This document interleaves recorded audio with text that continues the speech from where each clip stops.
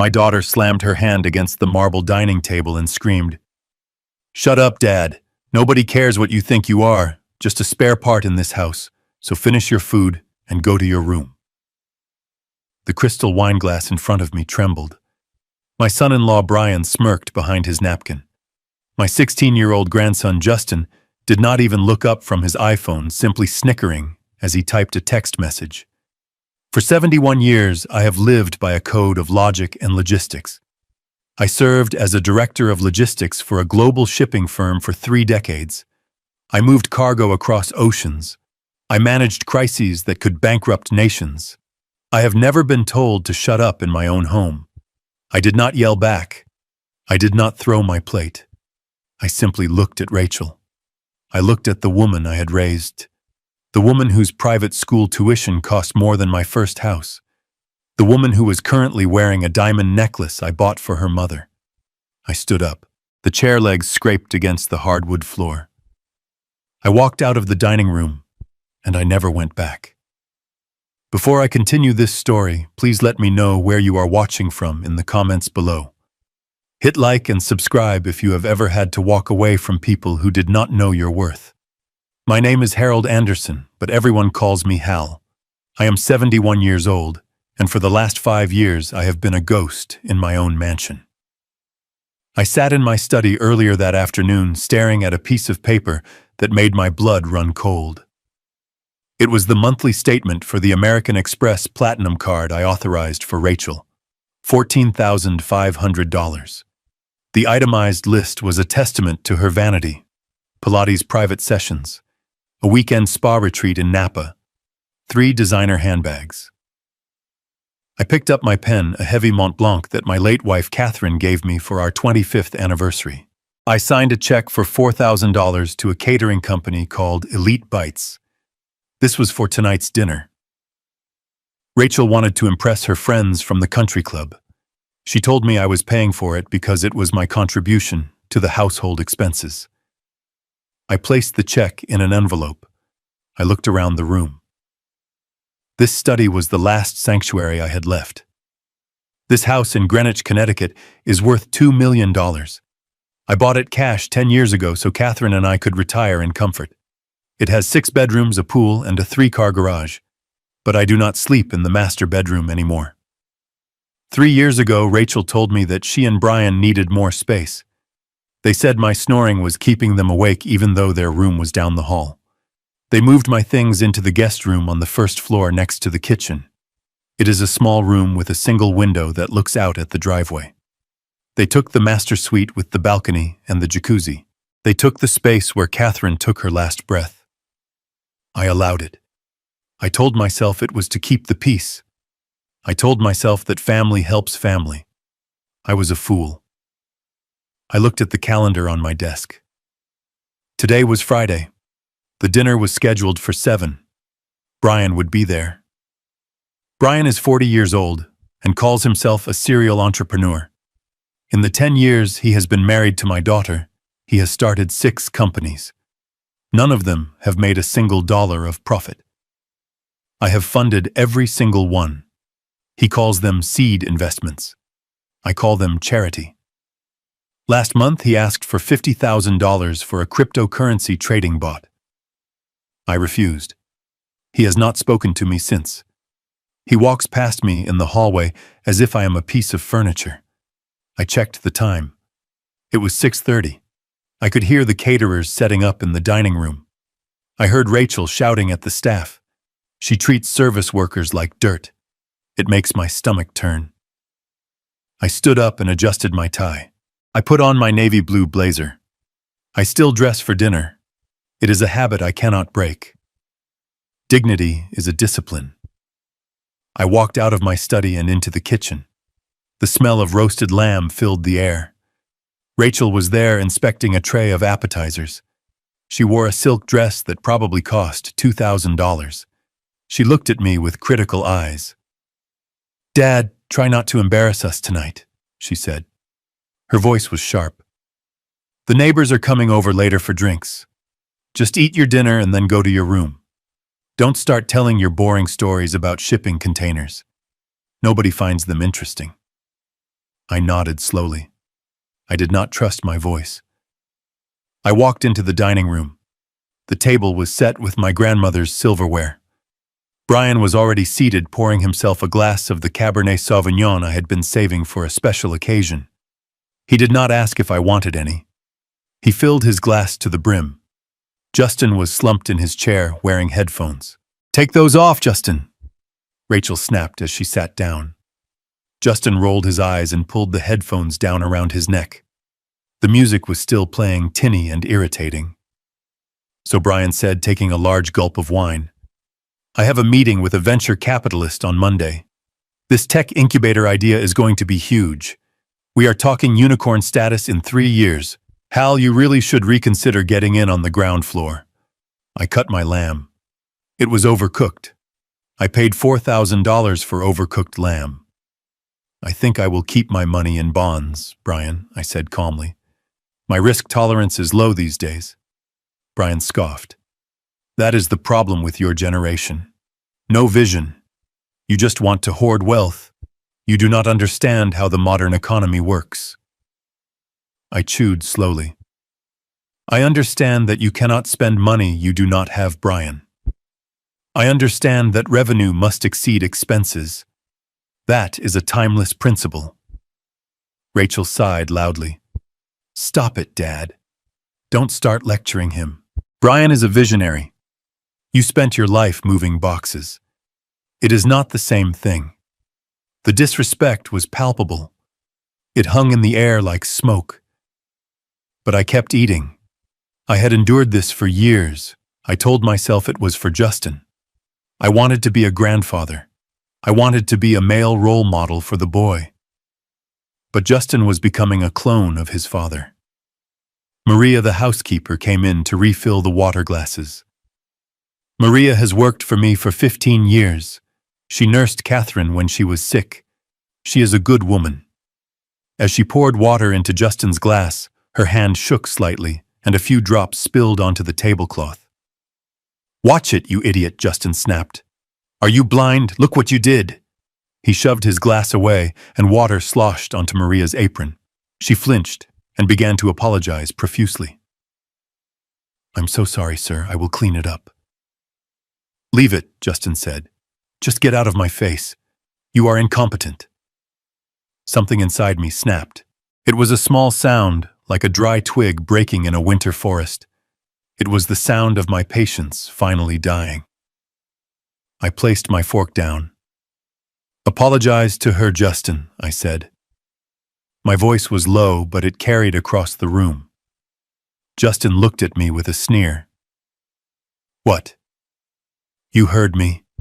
You were rude. Maria is a human being. You will apologize to her right now." Justin laughed. A short, cruel sound. "She is the help, Grandpa. That is what she is paid for.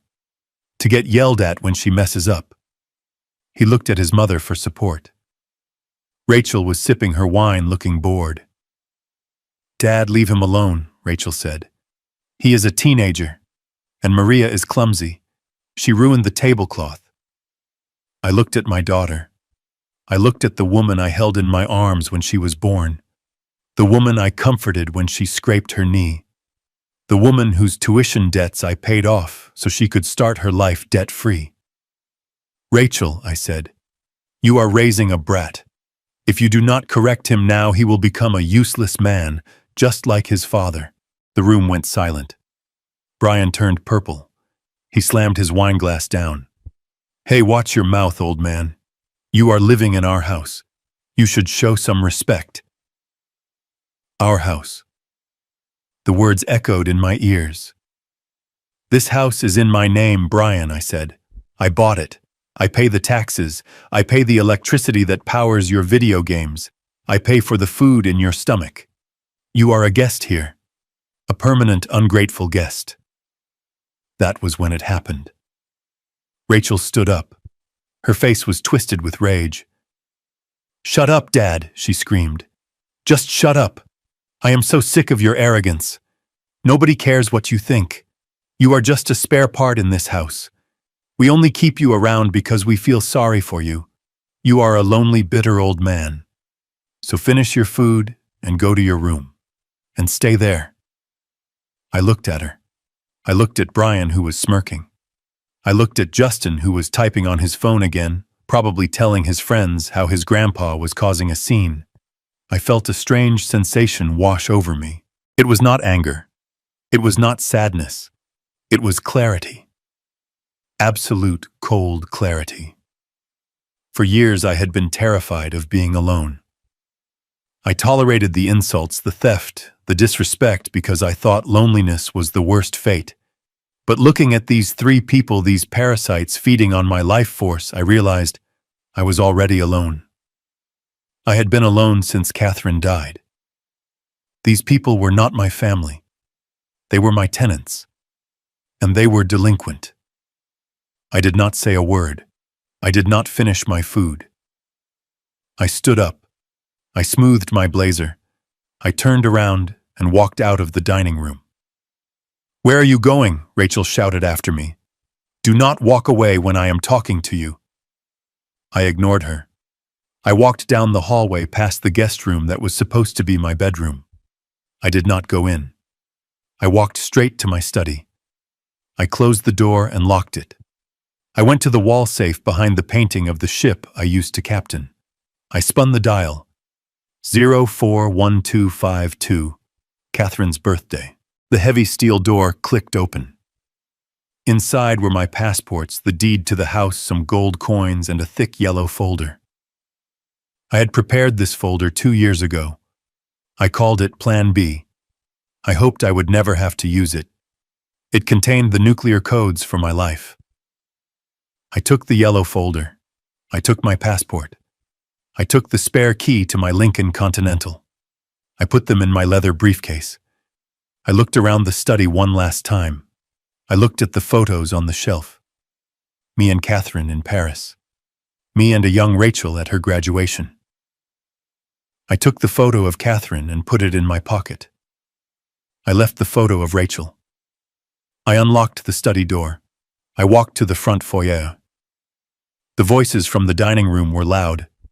They were laughing now. They were mocking me. "He will be back," Brian said. "He has nowhere else to go. He is too old to function on his own." I opened the heavy oak front door. The night air was crisp. I stepped out onto the porch. I had my house keys in my hand. The brass key to the front door. The silver key to the back gate. The electronic fob for the alarm system. Rachel opened the dining room door and stuck her head out into the hallway. "Dad." "Where are you going? It is 8 o'clock. You cannot drive at night. Your eyes are bad." My eyes were perfect. I had LASIK surgery 6 months ago. I just never told them because I didn't want to drive them to the mall. "I am going out," I said. "Don't be ridiculous," Rachel huffed. "Come back inside. If you leave now, do not expect me to open the door for you at midnight. I am changing the alarm code." I looked at the keys in my hand. I looked at the manicured lawn that I paid $500 a month to maintain. I looked at the house that was supposed to be my legacy. "You do not have to worry about that, Rachel," I said. I raised my arm and threw the keys. They sailed through the air, catching the light from the porch lantern. They landed with a soft clatter in the dense, thorny rose bushes that lined the driveway. Rachel gasped. "What are you doing? Have you lost your mind? Pick those up right now." I turned my back on her. I walked to my car. I got in and started the engine. The V6 engine purred. It was a sound of power. It was a sound of freedom. I backed out of the driveway. I saw Rachel standing in the doorway, screaming something, but I could not hear her through the soundproof glass. I did not look back. I drove down the long, winding driveway and turned onto the main road. I drove for 30 minutes until I reached the city center. I pulled up to the valet stand at the Ritz-Carlton. "Good evening, sir," the valet said, opening my door. "Welcome back, Mr. Anderson." I handed him the keys. "Keep it close, son," I said. "I might need it in the morning." I walked into the lobby. The marble floors shone. The air smelled of fresh lilies. I approached the reception desk. The manager knows me. I have maintained a corporate membership here for 20 years. Another thing Rachel did not know. "Mr. Anderson, what a surprise," the manager said. "We were not expecting you." "I need a suite, Michael," I said, "for an indefinite period. And I need you to send a bottle of your best scotch to the room." "Certainly, sir." The usual. I went up to the penthouse suite. I sat on the velvet sofa and poured myself a drink. I took a sip. It burned in a good way. I pulled my phone out of my pocket. I had 15 missed calls from Rachel. 7 text messages. "Where are you?" "This isn't funny, Dad. Pick up the phone. You are acting like a child. We are worried sick. Brian is going to call the police. Answer me." I did not answer. I opened my contacts list and scrolled down to the letter L. Leonard Ross. Leonard has been my lawyer and my best friend for 40 years. He is the nastiest shark in the legal waters of New York, but he is loyal to me. I pressed call. It rang twice. Hal Leonard's voice was gravelly. "It is 9 o'clock on a Friday. Did someone die?" "Not yet," I said. "But the old Hal Anderson is dead." "What happened, Hal?" "They crossed the line, Leonard. Rachel told me to shut up. She told me I was a spare part." There was a silence on the line. Then Leonard let out a low, dangerous chuckle. "So it is time." "Yes, Leonard," I said. "It is time." "Open the yellow file." "Are we going with the scorched earth protocol?" Leonard asked. I looked out the window at the city lights below me. I thought about the disrespect, the theft, the cruelty. I thought about Brian's smirk. "No, Leonard," I said. "Scorched earth is too quick. I want the slow squeeze. Initiate phase 1. Cut the cards, freeze the accounts, and call the power company." "You want me to turn off the lights?" Leonard asked. "I want you to turn off everything I said. Let them sit in the dark." I hung up the phone. I finished my scotch. For the first time in 5 years, I slept like a baby. The next morning, I woke up at 7. I ordered coffee and eggs Benedict from room service. I ate slowly, enjoying the silence. I picked up my iPad and opened the security camera app connected to the house. I had installed cameras everywhere 2 years ago after I noticed cash missing from my wallet. Rachel and Brian thought they were just outdoor security cameras, but I had internal feeds in the kitchen and the living room. They had no idea. I watched the feed. It was 10 in the morning. Rachel walked into the kitchen wearing her silk robe. She looked hungover. She opened the cupboard where the expensive Colombian coffee was kept. It was empty. I had taken the last bag with me in my briefcase. She slammed the cupboard shut. She went to the fancy espresso machine Brian insisted we buy for $3,000. She pressed the button. Nothing happened. She pressed it again. The machine was working fine, but there were no beans. She screamed a curse word that would make a sailor blush. She pulled out her phone and dialed my number. On my iPad screen, I saw my phone light up. I declined the call. She threw her phone on the counter. She stormed to the fridge. She opened it. It was fully stocked with organic food I had paid for. She took out a carton of orange juice and drank directly from the carton. Then the doorbell rang. I switched the camera view to the front porch. It was Mr. Henderson, the landscaper. He was a big man with a thick mustache. He looked impatient. Rachel opened the door. "What do you want?" she snapped. "I want my money, Mrs. Anderson," Mr. Henderson said. $400 for this week's work. Your father usually leaves cash in an envelope under the mat. It is not here. My father is out running errands." Rachel lied. "Come back later." "I cannot come back later," Henderson said. "I have a crew to pay. I need the money now or we stop working, and we take the new hydrangeas we just planted." Rachel scoffed. Fine. Do you take cards? I have a square reader on my phone, Henderson said. Rachel marched back into the house and grabbed her purse. She pulled out the black Amex card. My card. The one she was an authorized user on. She marched back to the porch and handed it to Henderson. He swiped it. He frowned. He swiped it again. It is declined, ma'am. That is impossible, Rachel said. That card has no limit. Try it again. He tried it again. Declined. Do you have another card? Henderson asked. Rachel pulled out a Visa. Declined. She pulled out a MasterCard. Declined. I sat in my hotel suite sipping my coffee. Leonard works fast. He had canceled every supplementary card at 9 a.m. sharp. This machine must be broken, Rachel yelled.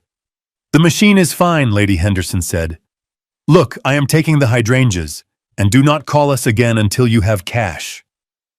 He walked away.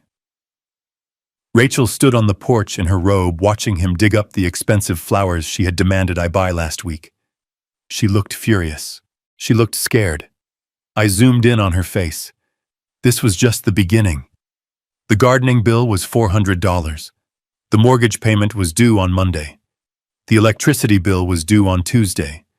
And Brian's car lease payment was due on Wednesday. I watched as Brian walked out onto the porch, rubbing his eyes. What is going on, babe? He asked. The cards are not working, Rachel screamed, and Dad is not answering. Brian laughed. He probably forgot to pay the bill. The old man is losing it. Do not worry, I will go to the bank and sort it out. I need to transfer some funds anyway for my meeting. I watched Brian walk to the driveway. He approached his Mercedes S-Class, a car I leased in my name because his credit score is lower than the temperature in Antarctica. He pressed the unlock button on his key fob. Nothing happened. He pressed it again. Nothing. He pulled on the handle. Locked. I smiled. The leasing company has a wonderful feature called remote immobilization. If the owner reports the vehicle as possibly compromised, they lock the engine and the doors remotely. I had reported it compromised at 8 a.m. Brian kicked the tire. He looked like a child who had dropped his ice cream. This was going to be a very interesting weekend. I poured myself another cup of coffee and settled in to watch the show. But I knew this was just the soft opening. The real main event was coming. I had a meeting with a real estate investor named Mr. Henderson on Monday. Not the gardener. A different Mr. Henderson. A man who specializes in a very specific type of property transaction called a life estate deed. Rachel thought she was inheriting a mansion. She was about to find out she was inheriting a nightmare. The phone rang. It was Leonard. Phase 1 is complete, Hal, Leonard said. The banks are locked, the credit lines are frozen, and I just sent a courier to the house with a notice. What notice? I asked. A notice of breach of contract, Leonard said, regarding the authorized user agreement. It states that any attempt to access the accounts is now considered fraud. Perfect, I said. Hal Leonard paused. Are you sure you want to go through with the power cut? It is going to be 90 degrees this weekend. I looked at the screen.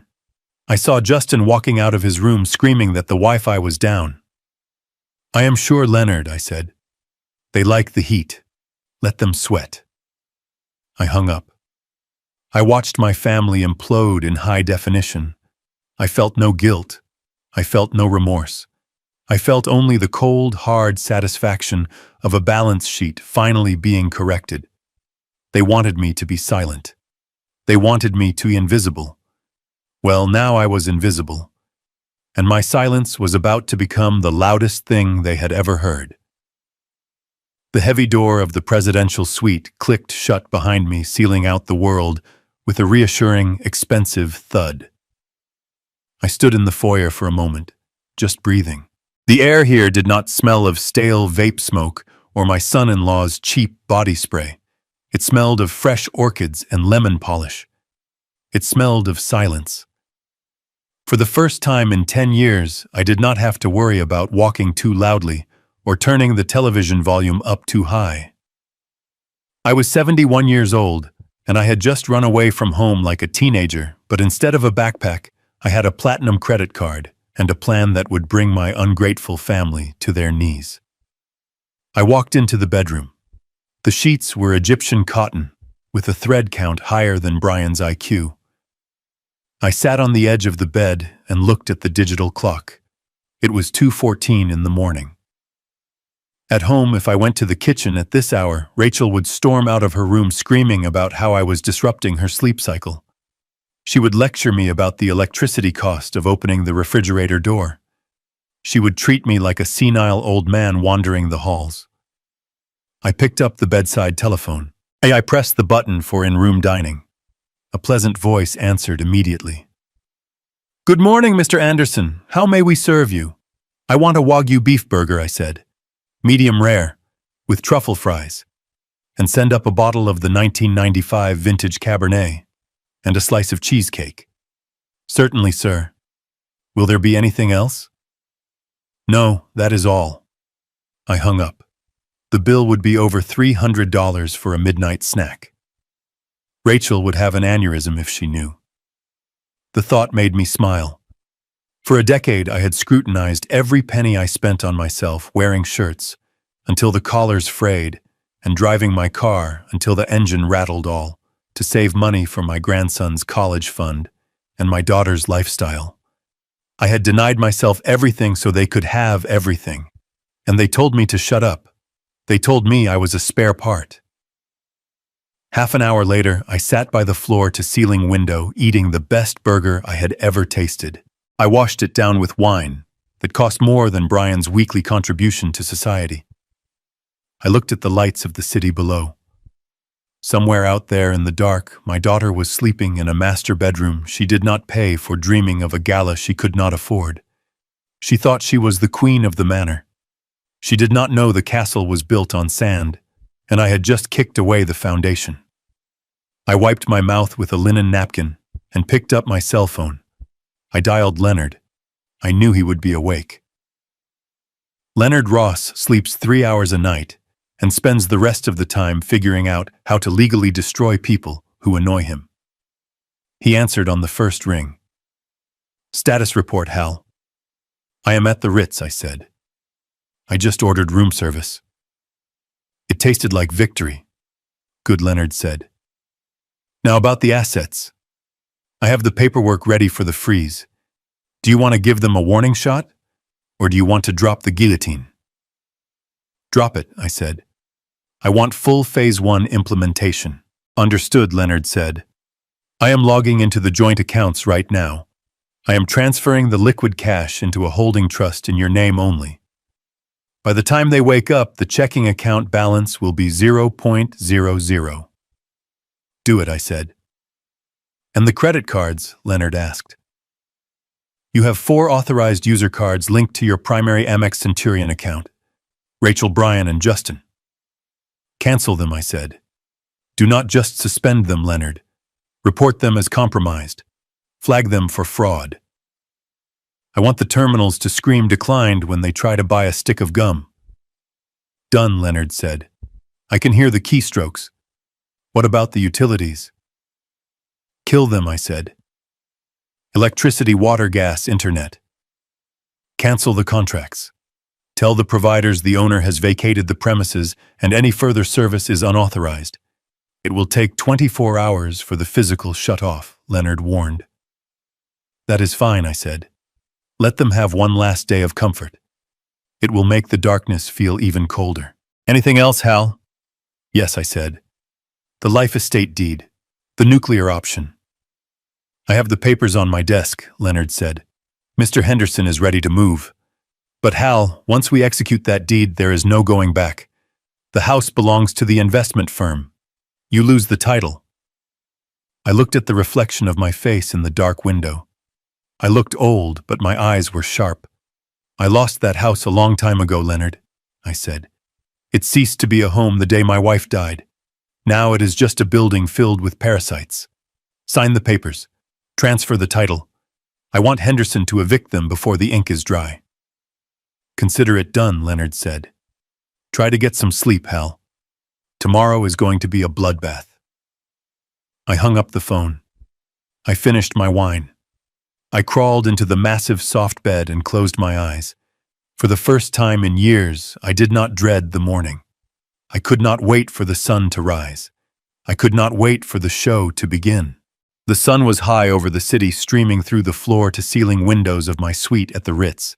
But on the screen of my iPad, it was just another gloomy morning in the house that used to be my prison. I sat in a plush armchair, nursing a cup of fresh black coffee that I had not brewed myself. It was 10:15 in the morning. At home, this was the time the house usually held its breath, waiting for the Queen to descend. I watched the live feed from the kitchen camera. The room was pristine because I had cleaned it before I left. The granite countertops gleamed under the recessed lighting. The silence was absolute until Rachel walked in.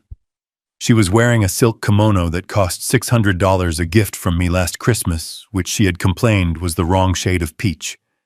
Her hair was a mess and she was dragging her feet. She went straight to the coffee pot on the counter. For 10 years, my morning routine had been a military operation designed to service her comfort. I would wake up at 5:30. I would grind the beans. I would ensure the water was filtered. By the time Rachel woke up at 10, there would be a fresh pot of artisanal roast waiting for her, alongside sliced fruit and toast. Today, the pot was cold and empty. The fruit bowl was bare. I saw her stop. She stared at the empty machine. She blinked slowly as if she were witnessing a violation of the laws of physics. She turned around and looked at the door to the guest room. "Dad," she yelled. Her voice was raspy with sleep. "Dad, where's the coffee?" There was no answer. I took a sip of my own coffee in the hotel room. It was delicious. She groaned and marched over to the machine. She opened the lid. Empty. She opened the canister where I kept the beans. Empty. I had poured them into the trash before I left. Petty perhaps, but effective. She slammed the canister down. "Useless old man," she muttered. She tried to operate the digital interface of the machine. She pressed buttons randomly. Rachel is a woman who claims to be a marketing genius, yet she cannot operate a coffee maker because she has never had to. She grew up with a father who fixed everything before it could break. She poked the screen harder. The machine beeped an error code. She kicked the cabinet. I felt a cold satisfaction. This was the first crack in the facade. She was not angry because she was thirsty. She was angry because the service had stopped. The invisible servant was gone. The doorbell rang. It was a sharp, intrusive sound. Rachel jumped. She looked at the digital clock on the oven. 10:20. She tightened her robe and walked to the front door. I switched the camera feed to the porch camera. Standing there was Mr. Kowalski. He has been taking care of the grounds for 5 years. He is a hard-working man who runs a cash-only business. Every Saturday morning at 10:30 sharp, I would hand him an envelope with $400. Rachel knew this. Or rather, she knew the lawn magically stayed manicured, but she never concerned herself with the mechanics of the transaction. She opened the door. She did not smile. "What is it?" she asked. Mr. Kowalski took off his cap. He looked uncomfortable. "Good morning, Mrs. Anderson. I am just waiting for your father. He usually has the envelope ready." "My father is not here right now," Rachel said dismissively. "You can come back next week." Kowalski shifted his weight. "With all due respect, ma'am, I cannot do that. We just finished the aeration and overseeding. That is a big job. Materials cost money. I need to pay my crew today." Rachel rolled her eyes. "Fine. How much is it?" $400. Rachel huffed and turned back into the house. She walked to the kitchen island where her purse was sitting. I watched her rummage through it. She pulled out her wallet. She opened it. It was empty of cash. Rachel never carries cash. Why would she when she has a father who acts as a walking ATM? She pulled out the black card, the heavy titanium American Express Centurion card. It shines under the kitchen lights. It is a symbol of ultimate buying power. It is the card she uses to buy her shoes, her spa days, and her validation. It is the card linked directly to my primary account. The card I had Leonard report as stolen at 9 o'clock this morning. She walked back to the front door. I do not have cash, she said, handing the card to Kowalski. Do you have a reader? Kowalski nodded. He pulled a small white square reader from his pocket and plugged it into his phone. He swiped the black metal card. I leaned forward in my hotel chair. This was the moment where the rubber meets the road. Kowalski looked at his phone. He frowned. He swiped the card again. It is not going through, ma'am, he said. Rachel laughed a short, incredulous sound. Do not be ridiculous. That card has no limit. It is an Amex Centurion. Try it again. Your internet is probably bad. He tried it again. He showed her the screen. Declined code 05. Pick up card. Rachel snatched the card back. She looked at it as if it had betrayed her. There must be a mistake, she said. Her voice was rising an octave. My father probably forgot to pay the bill. He is getting senile. Here, try this one. She handed him a Visa. This was a supplementary card on my Chase Sapphire account. Kowalski swiped it. Declined. Rachel's face began to flush, a deep red stain creeping up her neck. This was not just inconvenience. This was humiliation. This was a wealthy woman in her silk robe being told she was broke by the gardener in front of her neighbors. I cannot believe this, she shrieked. Just wait here. She ran back into the kitchen. She grabbed her phone. She dialed my number. On my iPad screen, I saw the incoming call notification. I let it ring. I watched her on the camera pacing the kitchen floor, biting her thumbnail. She looked small. For the first time in years, she looked small. She hung up and ran back to the door. Look, he is not answering. You will just have to bill us later. Kowalski put his cap back on. His face was hard. I do not do billing, Mrs. Anderson. I work for cash. If you cannot pay, I cannot come back, and I will be taking the fertilizer bags we left in the shed. He turned and walked away. Fine, Rachel screamed after him. Go. We will find someone better. She slammed the heavy oak door. She leaned against it, breathing hard. She looked at the credit card in her hand. She looked at the empty house. For 38 years, she has walked through life with a safety net woven from my bank accounts. She has never known the terror of a declined transaction. She has never known the shame of not being able to pay a man for his honest work. She walked back to the kitchen. She opened the fridge and stared blankly at the shelves. She was looking for comfort, but there was none. She was looking for answers, but the house was silent. She slammed the fridge door. Dad, she screamed into the empty room. Dad, pick up the damn phone. I took another sip of my coffee. It was getting cold, but it still tasted sweet. I did not pick up the phone. I simply watched. This was the first lesson. The world does not care who your father is if the card does not swipe. She was about to learn that her status, her pride, and her lifestyle were all leased. And the lease had just expired. My iPhone sat on the polished mahogany desk of the hotel suite, vibrating with the relentless persistence of a trapped insect. I did not turn it off. I did not put it in a drawer. I left it right there next to my glass of iced water and my new leather-bound notebook. I wanted to see the desperation. I wanted to measure the panic. In logistics, we call this monitoring the supply chain disruption. When the flow of goods stops, the stakeholders scream. And my family was screaming. The screen lit up again. Rachel. This was her 12th attempt in the last hour. I watched the name flash white against the black background. A photo appeared next to her name. It was a picture from her wedding day 15 years ago. She looked happy then. I paid $80,000 for that wedding. I paid for the dress, the flowers, the open bar that Brian drank dry.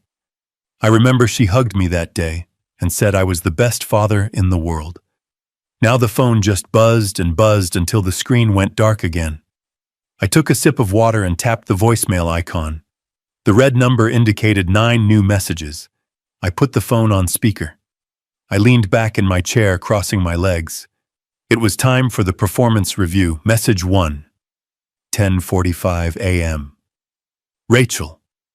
Her voice was high-pitched, tight with indignation. Dad, this is ridiculous. The gardener just left and took the hydrangeas. Do you hear me? He dug them up. You need to call him and fix this. And transfer money to the joint account immediately. I am at the grocery store, and I do not have cash. This isn't funny. Pick up the phone. Delete. I tapped the trash icon. No concern. Just demands. She was still operating under the assumption that this was a clerical error. Message 2, 11:15 a.m. Brian. His voice was breathless. I could hear wind in the background. He was probably walking home from his locked car. Hey, Hal. It's Brian. Listen, buddy, there seems to be a glitch with the Mercedes. The leasing company says it is reported stolen. I know you probably hit the wrong button on your computer or something. Just give them a call, okay? I have a big meeting with investors in an hour. I cannot be late. Call me back. Delete. He did not have a meeting. Brian never has meetings on Saturdays. He has poker games. He was worried about looking poor in front of his friends. Message 3, 12:30 p.m. Justin. This was rare. My grandson only calls me when he wants the latest gaming console. Grandpa, the internet is down. The internet. Mom says you didn't pay the bill. I am in the middle of a ranked match. Fix it. It sucks here. Delete. Not a hello, not a how are you. Just a demand for bandwidth. I looked at the ceiling. I wondered if I had failed them or if they were just broken people. I decided it did not matter anymore. The result was the same. Message 4, 1:45 p.m. Rachel again. The tone had shifted. The anger was being replaced by a strategic layer of fake concern. This was the dangerous phase. Dad, we are getting worried. You never disappear like this. Brian thinks you might be having an episode. You know, like confusion. We just want to make sure you are safe. Please call us. If you don't, we might have to call the hospitals or the police. We just love you, Dad. Please. I let that one linger for a moment, before hitting delete. Love. She used the word like a currency she had counterfeited. She was building a narrative. She was laying the groundwork for the senility argument. If I was missing, I was confused. If I was confused, I needed a guardian. If I had a guardian, she got control of the accounts. It was a transparent, clumsy gambit. Message 5, 2:10 p.m. Brian again. He sounded sweaty. Hal, pick up. Rachel is crying. She is really scared. Look, if this is about the $50,000 I asked for, we can forget it. Okay. Just come home. We can talk about the rent or whatever. Just stop this. I laughed. A dry sound in the empty room. He thought this was a negotiation. He thought he could barter with me. He did not understand that the store was closed. The inventory was gone. I watched the screen light up again. Rachel. I let it ring. I imagined her in that big kitchen, the one with the granite island. I paid for holding her phone with a white-knuckled grip. She was realizing that the silence on my end was not an error. It was a wall. For years I had answered every call. I had rushed to every emergency. A flat tire at midnight, a bounced check, a leaky roof. I was their fixer. I was their safety net. Now I was just a vibration on a table in a hotel room they could not afford. I opened my notebook. I wrote down the time and a brief summary of each call. Documentation is key. If they tried to claim I abandoned them or that I was mentally unfit, I would have a record of their harassment. I would have a timeline of their greed. The phone buzzed again. A text message from Rachel popped up on the lock screen. "Dad, please. I am sorry if I said something wrong. Just come back." If. That two-letter word told me everything. She was not sorry she had told me to shut up. She was not sorry she had treated me like a servant. She was sorry that the consequences had arrived. She was sorry the wallet had walked out the door. I turned the phone over face down. I did not want to see their names anymore. The silence in the room was heavy, but it was mine. I had spent a lifetime responding to their noise. Now they would have to learn to live with my quiet, and the quiet was going to get much, much louder. I shifted my attention from the phone to the live feed on my iPad. It was 2:30 in the afternoon. The sun was blazing down on the driveway, turning the asphalt into a skillet. The black Mercedes S-Class sat there gleaming like a dark jewel. It was a beautiful machine, a V8 bi-turbo engine, massage seats, and a sound system that cost more than my first car. I leased it 3 years ago because Brian said he needed a vehicle that projected success to potential investors. He said image was half the battle. I paid the $3,000 a month lease. He paid for the pine tree air freshener dangling from the rearview mirror. I watched the back door of the house open. Brian stepped out. He had changed clothes. He was wearing a light gray suit and loafers without socks. He had his leather portfolio tucked under his arm and his sunglasses on. He looked like a man on his way to close $1 million deal. I knew better. He was on his way to a poker game at the country club, where he would bet money he did not have and drink scotch he could not afford. He was escaping. He was leaving Rachel to deal with the gardener and the empty fridge while he went to play big shot with his friends. He walked with a swagger. He adjusted his cuffs. He looked at the house one last time, shaking his head with a look of annoyance. He was probably muttering about how unreasonable I was being, about how inconvenient it was that the old man had thrown a tantrum. He approached the car. He pressed the unlock button on the key fob. The lights flashed. The mirrors unfolded. The car welcomed him. It did not know yet that it was a trap. He opened the heavy driver's side door and slid into the Napa leather seat. He closed the door. I could imagine the silence inside. The S-Class is built like a vault. It seals out the world. He placed his portfolio on the passenger seat. He checked his reflection in the vanity mirror. He smiled at himself. A shark in a shark tank. He pressed the start button. On my screen, nothing happened. No smoke from the exhaust. No vibration. Just stillness. Brian frowned. He pressed the button again, harder this time. Still nothing. He looked at the dashboard. He tapped the steering wheel. He was probably thinking it was a dead battery. He was probably thinking he would have to call roadside assistance, which was included in the lease I paid for. Then the infotainment screen lit up. I could not hear the audio from inside the car, but I knew exactly what it was saying. I had authorized the command through the Mercedes Me Connect app at 8:15 that morning. It is a feature designed for theft recovery. It immobilizes the engine and locks the doors to contain the perpetrator until the police arrive. Brian stared at the screen. His mouth opened. He took off his sunglasses. The message on the dashboard would be flashing in red letters. Vehicle reported stolen. Engine disabled. Authorities notified.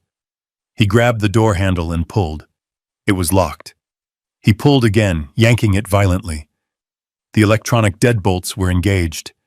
He hit the unlock button on the door panel. Nothing. He hit it again and again, his finger stabbing the plastic. The car was in lockdown mode. It had become a prison cell lined with leather and walnut wood. He started to panic. I could see it in his body language. He turned toward the passenger door and lunged across the console. He pulled that handle. Locked. He tried the back doors. Locked. He was trapped. The sun beat down on the black roof. The car had been sitting in the driveway for hours. The interior temperature was climbing rapidly.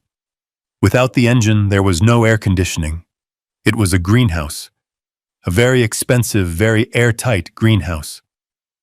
Brian started pounding on the window. The glass in an S-Class is double-paned acoustic laminate. It is designed to keep out road noise and paparazzi. It is very hard to break with a human fist. He pounded and screamed. I could see his face contorting. He was yelling for help. But the driveway is long, and the nearest neighbor is acres away. Rachel was inside the house, probably in the back bedroom, sulking. No one could hear him. He loosened his tie. He took off his jacket. Sweat was already darkening his gray shirt. He looked at his phone. He dialed a number. He held it to his ear, and then threw the phone onto the passenger seat. No signal. The metallized glass and the car's body acted as a Faraday cage, blocking most signals, and what little got through was probably too weak for a call. Or maybe I had just gotten lucky. 10 minutes passed. Brian was soaked. His hair was plastered to his forehead. He was red-faced and gasping. He looked like a fish flopping on a deck. He was no longer the cool entrepreneur. He was a terrified man, realizing he had no control. He kicked the dashboard. He tore at the leather steering wheel. He was destroying the interior of a car he did not own. I watched calmly. I took a bite of a crisp apple. This was the man who called me a spare part. This was the man who spent my retirement savings on vanity projects. Now he was sweating out his arrogance one drop at a time. Finally, he reached into the back seat. He grabbed a heavy metal flashlight he kept there for emergencies. He swung it at the driver's side window. The glass cracked, but did not shatter. He swung again with all his might. A spider web of fractures appeared. He hit it a third time, screaming in rage. The safety glass finally gave way, crumbling into thousands of small cubes that rained down onto his lap and the driveway. He cleared the jagged edges with his briefcase, ruining the leather. He scrambled out of the window head first. He fell onto the hot asphalt, scraping his hands and knees. He lay there for a moment, panting, heaving, trying to catch his breath. His suit was ruined. His dignity was gone. He looked like a criminal who had just botched a getaway. He stood up shakily. He looked at the broken window. He looked at the silent car.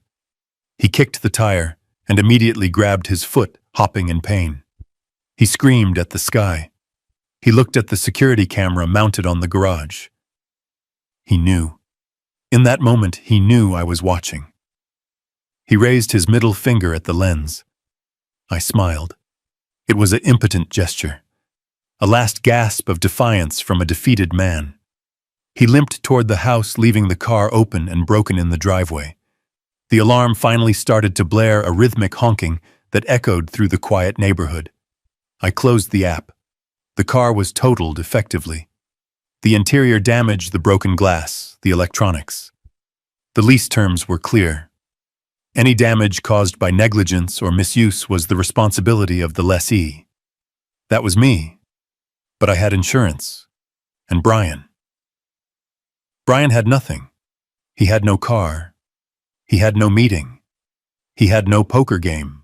He was trapped in a house with no money, no internet, and a wife who was rapidly realizing her husband was as useless as a screen door on a submarine. I picked up my notebook. I wrote down. 2:45 p.m. Brian attempts unauthorized use of vehicle. Damages property. Escapes. I closed the book. The heat was rising in Greenwich, and I was just turning up the thermostat. The next phase was going to be even hotter. The utilities were scheduled to cut off at midnight. They would wake up tomorrow in a house that was not just broke but broken, and I would be here eating room service and planning the grand finale. It was Sunday morning, the day the lights went out in Greenwich. I sat on the balcony of my hotel suite, watching the city wake up below me. The sky was a brilliant cloudless blue, promising a temperature in the mid-90s. It was a perfect day for a barbecue or a swim in the pool.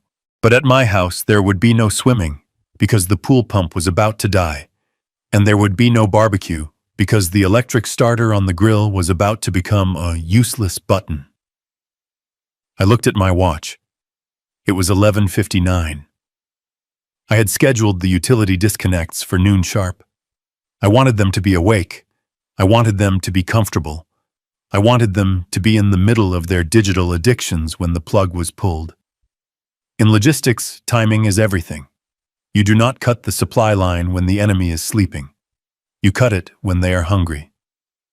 I opened the security app on my iPad. I had upgraded the system 6 months ago with battery-powered cellular backup cameras. I told Rachel it was for storm safety. In reality, it was for this exact moment.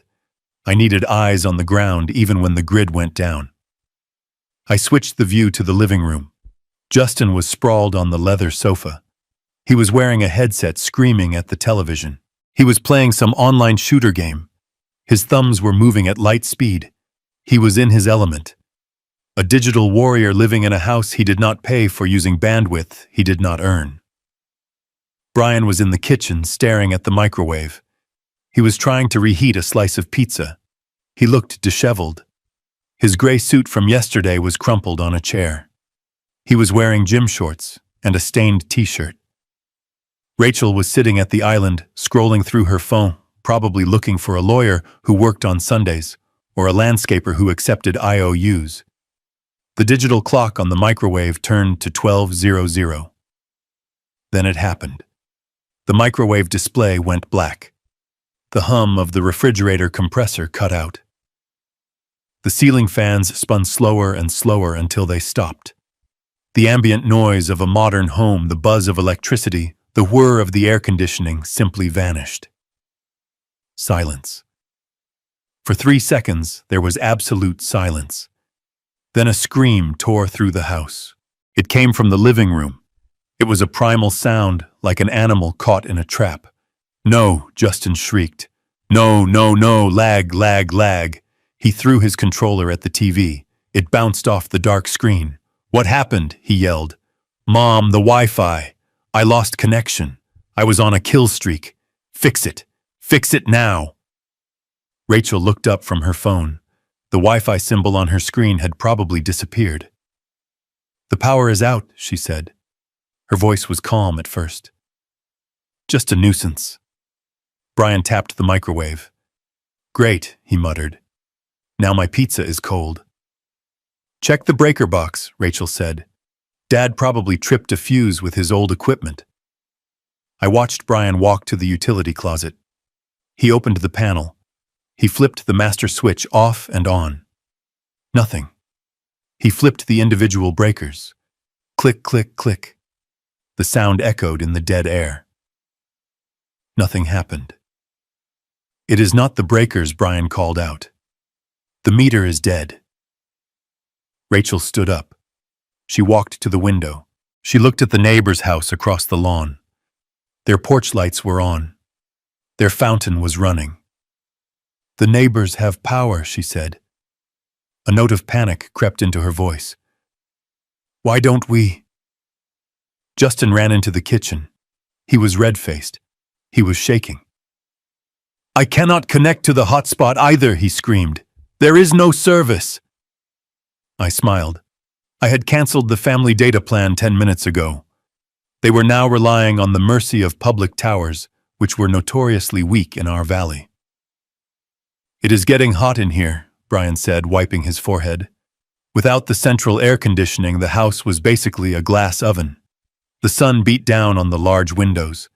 The insulation that kept the heat in during winter was now trapping the solar radiation. The temperature inside would climb to 90 degrees within hours. Rachel went to the sink to get a glass of water. She turned the handle. A thin trickle came out, then a sputter, then nothing. The house is on a well system. The well pump runs on electricity.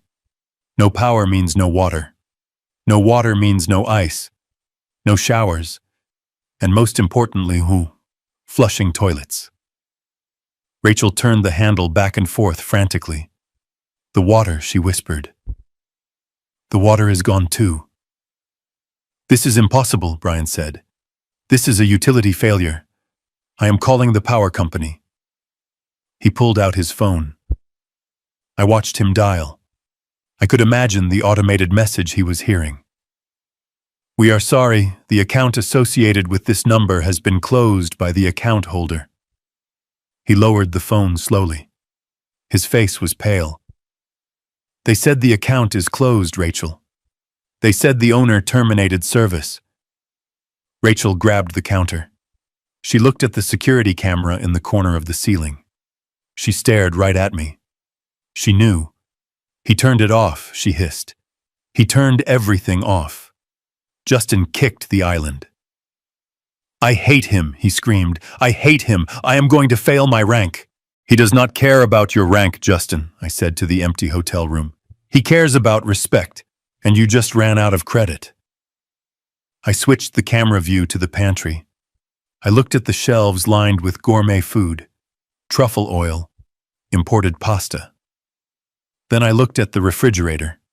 It was a Sub-Zero model that cost $12,000. Inside it was stocked with $300 worth of organic grass-fed steaks. There was a jar of caviar Brian had bought to celebrate his non-existent business deal. There were artisanal cheeses. There was fresh salmon. The temperature inside that metal box was rising. Bacteria were beginning to multiply. The steaks were starting to sweat. The milk was starting to sour. By tomorrow morning, the smell would be unbearable. That food represented hours of my labor. It represented early mornings and late nights at the shipping yard. Now it was rotting, just like their inheritance. I watched Rachel open the freezer. She pulled out a tub of Ben & Jerry's ice cream. It was already soft. She grabbed a spoon and started eating it aggressively. It was a childish act of consumption. If she couldn't save it, she would eat it. Brian sat at the table. He put his head in his hands. What are we going to do? He asked. We cannot stay here without AC. It is going to be sweltering. We are not going anywhere, Rachel snapped. That is what he wants. He wants to flush us out. We are staying. Justin groaned. Without internet. Are you crazy? I am going to Kyle's house. You are staying here, Rachel yelled. We need to present a united front. When he calls, we need to be here. He is not going to call, Brian said. His voice was hollow. He blocked us, Rachel. The car is bricked. The cards are dead. The lights are out. He is not playing games. This is war. I closed the iPad cover. Brian was smarter than he looked. It was indeed war. And I had just cut off their supply lines. Siege warfare is a slow, ugly business. It breaks the spirit before it breaks the body. They were trapped in a mansion that was rapidly becoming a tomb. A dark, hot, silent tomb filled with the stench of spoiling luxury. I stood up and walked to the thermostat on the wall of my suite. I turned it down to 68 degrees. A cool breeze drifted from the vents.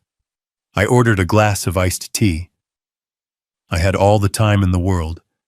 They had until the ice cream melted, and it was melting fast. It was 4:00 in the afternoon when the inevitable knock came at the door of my suite.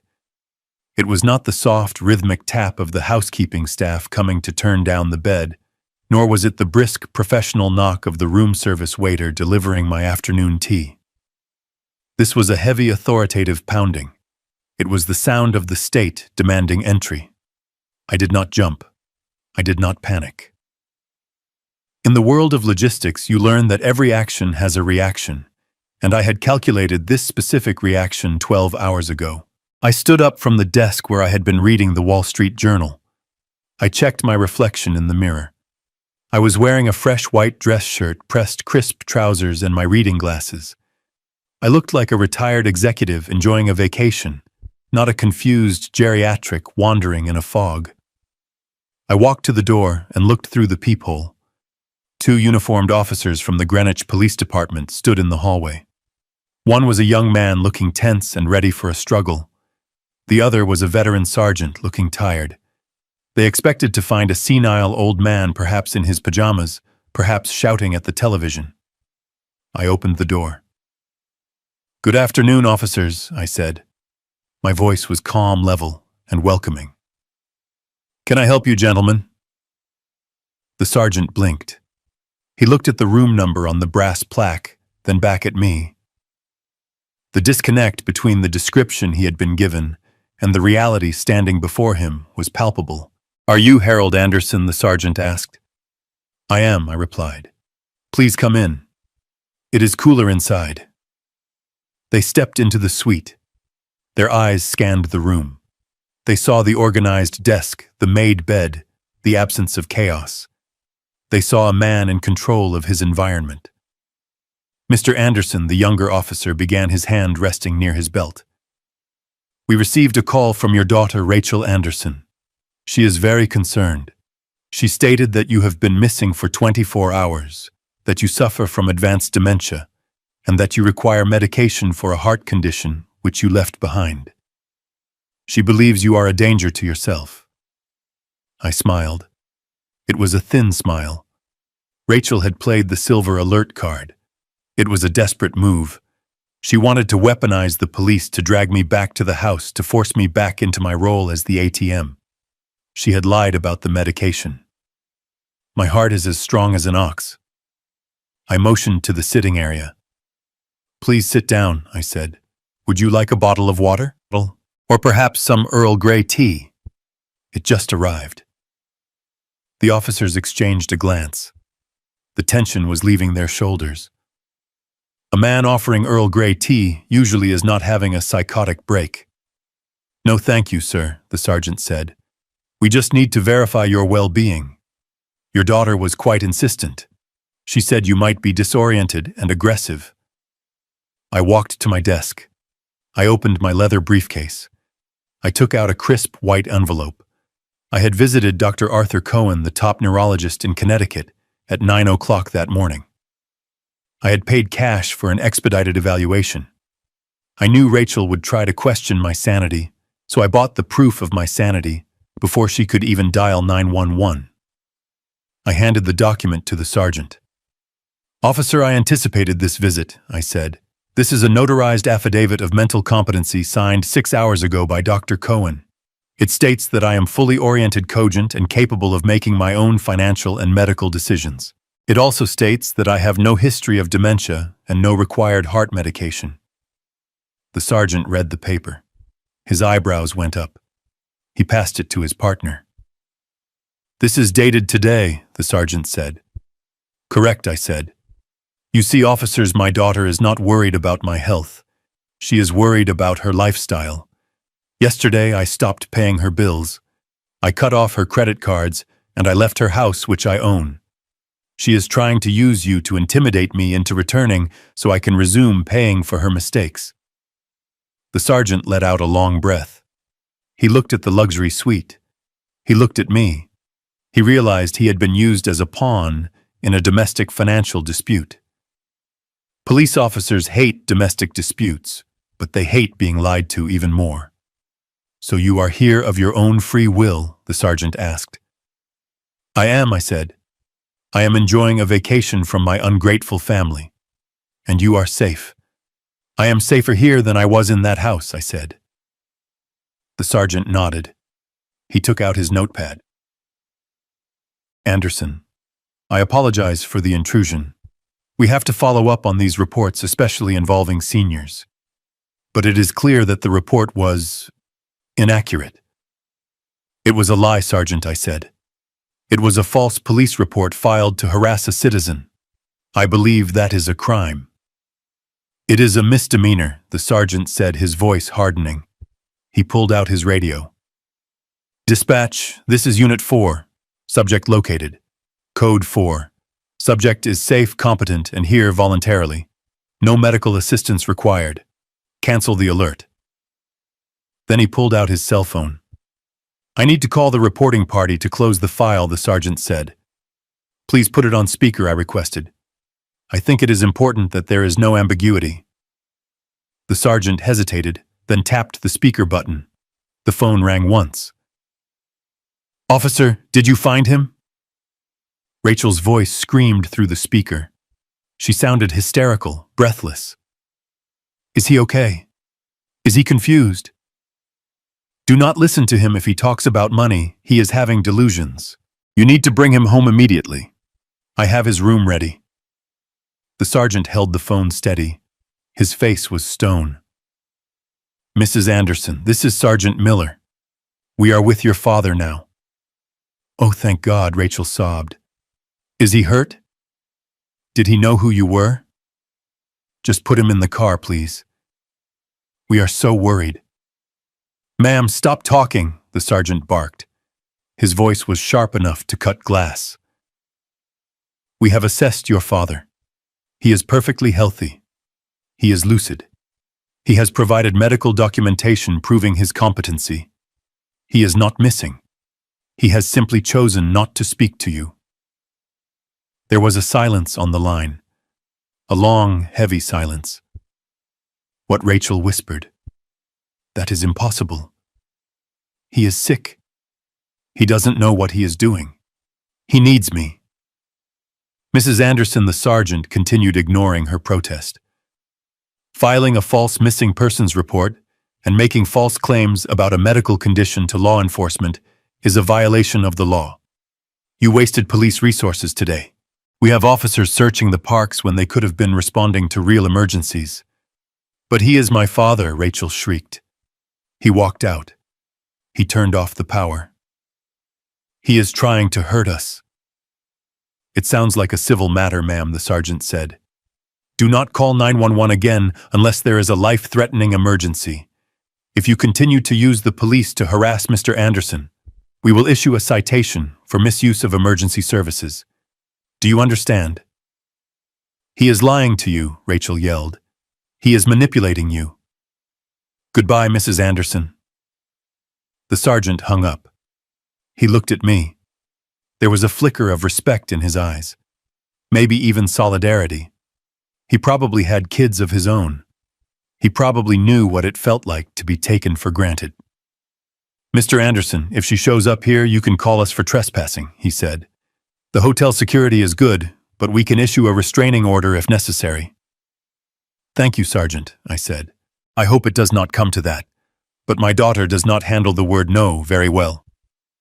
The officers stood up. They declined the water again, but this time with a smile. Enjoy your vacation, Mr. Anderson, the young officer said. I walked them to the door.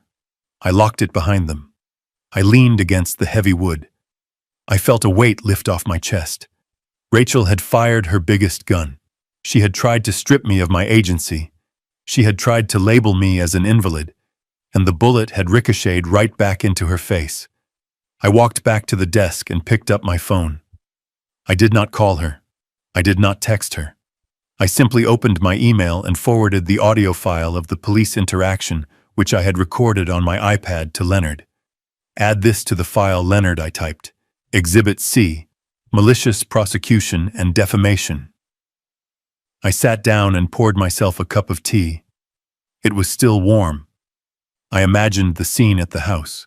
Rachel staring at her phone in the sweltering heat, realizing that the police were not coming to rescue her lifestyle. Realizing that she could not force me back. Realizing that the narrative of the senile old father had just collapsed. She was trapped. The house was getting hotter. The food was rotting. And now she knew that I was not just away. I was watching. And I was winning. The sun began to set, painting the sky in shades of purple and gold. It was a beautiful evening. I decided to go down to the hotel bar for a jazz concert. I put on my jacket. I checked my wallet. I had freedom in my pocket, and it felt lighter than air. The game of cat and mouse was over. Now we were entering the end game, and Rachel was running out of moves. I returned to my suite at 8 in the evening. The jazz concert downstairs had been excellent, a soothing balm of saxophone and piano that washed away the residual tension of the police visit. I felt lighter than I had in years. I felt unbreakable. The hotel staff had turned down the bed and placed a small chocolate on the pillow. It was a detail of care that my own daughter had never managed in a decade of living under my roof. I walked to the window. The city was a grid of amber light. Somewhere in the dark distance, 20 miles away, my house was sitting in blackness. I checked the weather app on my phone. The temperature in Greenwich was still 82 degrees with high humidity. Inside a sealed house without ventilation, it would be closer to 95. The air would be thick and stagnant. The darkness would be absolute. I poured myself a glass of sparkling water and sat in the leather armchair facing the view. I picked up my phone. It had been silent for 2 hours. Rachel was regrouping. She was realizing that the silver alert had failed. She was realizing that the police were not her private security force. She was realizing that she was losing. Then the phone buzzed. It was a single text message, a long block of gray text against the black screen. It was from Rachel. I put on my reading glasses. I expected an apology. I expected begging. I expected a sob story about how scared she was in the dark. I did not expect what I saw. Dad, you think you are so smart. You think you won because you tricked those cops with some fake doctor's note. You didn't win anything. You just made me angry. And you do not want to see me angry. This is your last chance. Come home tonight. Turn the power back on. Restore the credit cards. Apologize to Brian. If you do not walk through that door by midnight, I am done playing the dutiful daughter. I just got off the phone with Dr. Peterson. You remember him, right? The one who helped the Millers with their difficult aunt. He owes me a favor. He is willing to sign an affidavit stating you have aggressive early-onset dementia and paranoid delusions. He will testify that you are a danger to yourself and others. We will have you involuntarily committed to Shady Pines. Yes, that Shady Pines. The state facility. The one with the lawsuits and the smell of urine. I will get emergency guardianship. I will take power of attorney. And I will stick you in a room where you will never see the sun again. You will die in a cage wearing a diaper while we live in your house. This is not a threat, Dad. This is a promise. Come home, or lose everything. I read the message twice. I felt a cold sensation in my chest. But it was not fear. It was the sensation of a lock clicking into place. It was the feeling of a puzzle finally being solved. For years I had wondered if Rachel was just spoiled, or if she was truly malicious. I had wondered if her selfishness was a habit or a character flaw. Now I had my answer. She was not just ungrateful, she was a predator. She was willing to fabricate a medical diagnosis to imprison her own father in a state-run hellhole just so she could keep her country club membership. She was willing to erase my freedom to secure her comfort. Dr. Peterson. I knew the name. He was a society doctor who hung around the club bar too much. He was known for writing prescriptions for bored housewives who wanted to lose weight or sleep through the afternoon. He was a man with a gambling problem and a loose ethical code. It made perfect sense that Rachel would turn to him.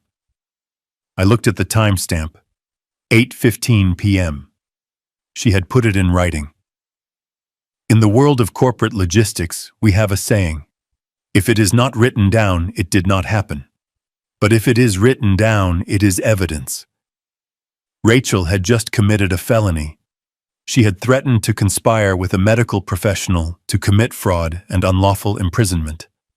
She had attempted to extort me, and she had sent the proof directly to the victim. I did not reply.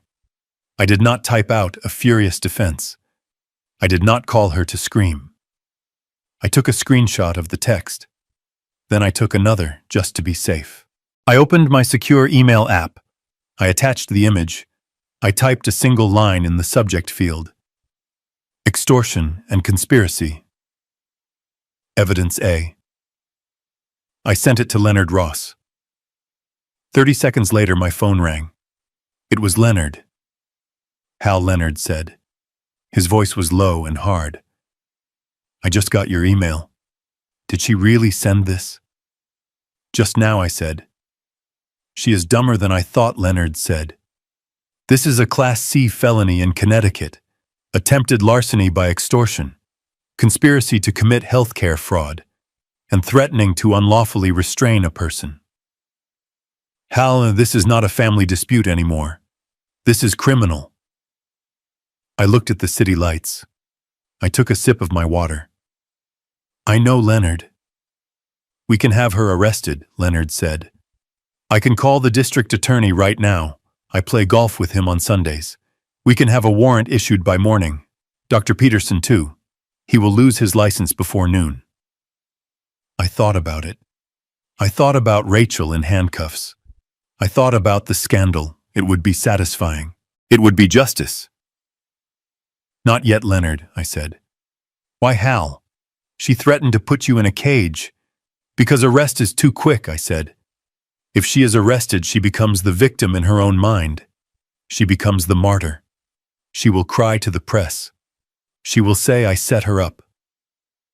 No, Leonard. I want her to lose the house first. I want her to lose the status. I want her to stand in the dark, knowing she played her ace, and it was a joker. Leonard sighed. You are a cold man, Hal. She learned it from me, I said. Keep this text, Leonard. Notarize the receipt. If she tries to file that guardianship paper with the court, we will drop this on the judge's desk like a nuclear bomb. We will use it to get a permanent restraining order. Understood, Leonard said. I will draft the motion for the restraining order tonight. We will keep it in the chamber. What about Dr. Peterson? Send him a letter, I said. A quiet letter. Tell him we have the text. Tell him if he signs any paper regarding my health, we will forward this text to the State Medical Board and the FBI. Leonard chuckled. That will make him sweat. He will drop Rachel like a hot potato. Exactly, I said. Isolate her. Remove her allies. Let her scream into the void. I will handle it, Leonard said. Stay safe, Hal. She is desperate. Desperate people are dangerous. She is not dangerous, I said. She is just loud, and she is running out of battery. I hung up the phone. I looked at the text one last time. Die in a cage. A daughter saying that to her father. The father who taught her to ride a bike. The father who paid for her braces. I deleted the thread from my main inbox, but kept it in the secure folder. I did not want to look at it every time I opened my phone. It was too ugly. It was the autopsy of a relationship I had tried to keep alive for too long. I stood up and walked to the bedroom. I needed to sleep. Tomorrow was Monday. The day of the gala, or at least the day Rachel thought was the gala. She was probably sitting in the dark right now, sweating, convinced that her threat would work. Convinced that I was a weak old man who would fold at the first sign of pressure. She did not know that I had dealt with pirates off the coast of Somalia. I had dealt with Union strikes in bold ports. I had dealt with corrupt customs officials in third world countries. A spoiled brat with an iPhone was not going to break me. I turned off the lamp. The room was cool and dark. I closed my eyes. I thought about Brian. While Rachel was threatening me, Brian was probably trying to figure out how to open my safe. He knew I kept emergency cash there. He didn't know I had emptied it weeks ago. He didn't know that the only thing inside was a nasty surprise I had planted for him. Let them plot. Let them threaten. Let them dig their own graves. I had the shovel. and tomorrow I was going to hand it to Mr. Henderson. The heavy door of this presidential suite clicked shut behind me, sealing out the world with a reassuring, expensive thud. I stood in the foyer for a moment, just breathing. The air here did not smell of stale vape smoke or my son-in-law's cheap body spray. It smelled of fresh orchids and lemon polish. It smelled of silence. For the first time in 10 years, I did not have to worry about walking too loudly or turning the television volume up too high. I was 71 years old, and I had just run away from home like a teenager, but instead of a backpack, I had a platinum credit card and a plan that would bring my ungrateful family to their knees. I walked into the bedroom. The sheets were Egyptian cotton with a thread count higher than Brian's IQ. I sat on the edge of the bed and looked at the digital clock. It was 2:14 in the morning. At home, if I went to the kitchen at this hour, Rachel would storm out of her room screaming about how I was disrupting her sleep cycle. She would lecture me about the electricity cost of opening the refrigerator door. She would treat me like a senile old man wandering the halls. I picked up the bedside telephone. I pressed the button for in-room dining. A pleasant voice answered immediately. "Good morning, Mr. Anderson. How may we serve you?" "I want a Wagyu beef burger," I said. "Medium rare, with truffle fries, and send up a bottle of the 1995 vintage Cabernet, and a slice of cheesecake." "Certainly, sir." "Will there be anything else?" "No, that is all." I hung up. The bill would be over $300 for a midnight snack. Rachel would have an aneurysm if she knew. The thought made me smile. For a decade I had scrutinized every penny I spent on myself wearing shirts until the collars frayed and driving my car until the engine rattled all to save money for my grandson's college fund and my daughter's lifestyle. I had denied myself everything so they could have everything. And they told me to shut up. They told me I was a spare part. Half an hour later, I sat by the floor-to-ceiling window eating the best burger I had ever tasted. I washed it down with wine that cost more than Brian's weekly contribution to society. I looked at the lights of the city below. Somewhere out there in the dark, my daughter was sleeping in a master bedroom she did not pay for, dreaming of a gala she could not afford. She thought she was the queen of the manor. She did not know the castle was built on sand, and I had just kicked away the foundation. I wiped my mouth with a linen napkin and picked up my cell phone. I dialed Leonard. I knew he would be awake. Leonard Ross sleeps 3 hours a night and spends the rest of the time figuring out how to legally destroy people who annoy him. He answered on the first ring. "Status report, Hal." "I am at the Ritz," I said. "I just ordered room service." It tasted like victory. "Good," Leonard said. "Now about the assets. I have the paperwork ready for the freeze. Do you want to give them a warning shot? Or do you want to drop the guillotine?" "Drop it," I said. "I want full Phase 1 implementation." "Understood," Leonard said. "I am logging into the joint accounts right now. I am transferring the liquid cash into a holding trust in your name only. By the time they wake up, the checking account balance will be 0.00. "Do it," I said. "And the credit cards?" Leonard asked. "You have 4 authorized user cards linked to your primary Amex Centurion account. Rachel, Brian, and Justin." "Cancel them," I said. "Do not just suspend them, Leonard. Report them as compromised. Flag them for fraud. I want the terminals to scream declined when they try to buy a stick of gum." "Done," Leonard said. "I can hear the keystrokes. What about the utilities?" "Kill them," I said. "Electricity, water, gas, internet. Cancel the contracts. Tell the providers the owner has vacated the premises and any further service is unauthorized. It will take 24 hours for the physical shut-off," Leonard warned. "That is fine," I said. "Let them have one last day of comfort. It will make the darkness feel even colder." "Anything else, Hal?" "Yes," I said. "The life estate deed. The nuclear option. I have the papers on my desk, Leonard said. Mr. Henderson is ready to move. But Hal, once we execute that deed, there is no going back. The house belongs to the investment firm. You lose the title. I looked at the reflection of my face in the dark window. I looked old, but my eyes were sharp. I lost that house a long time ago, Leonard, I said. It ceased to be a home the day my wife died. Now it is just a building filled with parasites. Sign the papers. Transfer the title. I want Henderson to evict them before the ink is dry. Consider it done, Leonard said. Try to get some sleep, Hal. Tomorrow is going to be a bloodbath. I hung up the phone. I finished my wine. I crawled into the massive soft bed and closed my eyes. For the first time in years, I did not dread the morning. I could not wait for the sun to rise. I could not wait for the show to begin. I sat in the darkness of my hotel suite, illuminated only by the glow of the iPad screen. It was 3:14 in the morning on Monday, the night before the gala. The house in Greenwich was silent and sweltering, but there was movement in the study. I had been waiting for this. I had been predicting this specific act of desperation for 6 months. In the world of logistics, we call it a honeypot.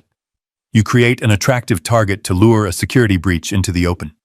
My study safe was the honeypot. For years, I had kept a significant amount of cash there, roughly $50,000 in a fireproof box.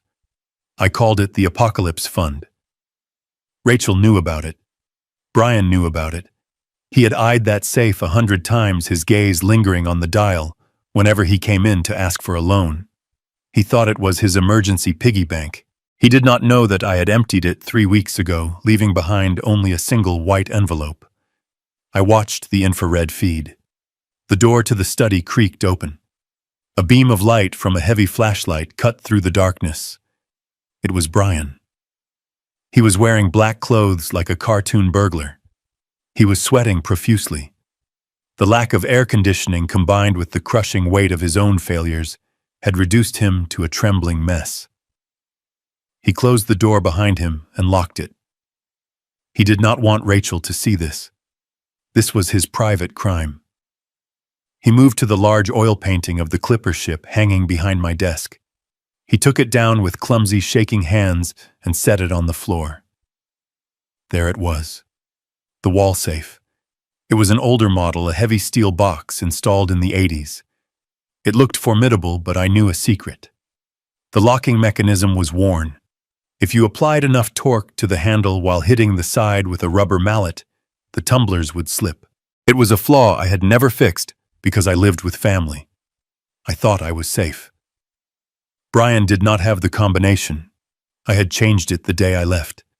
He tried a few numbers, likely my birthday or Rachel's birthday. The dial spun uselessly. He cursed softly.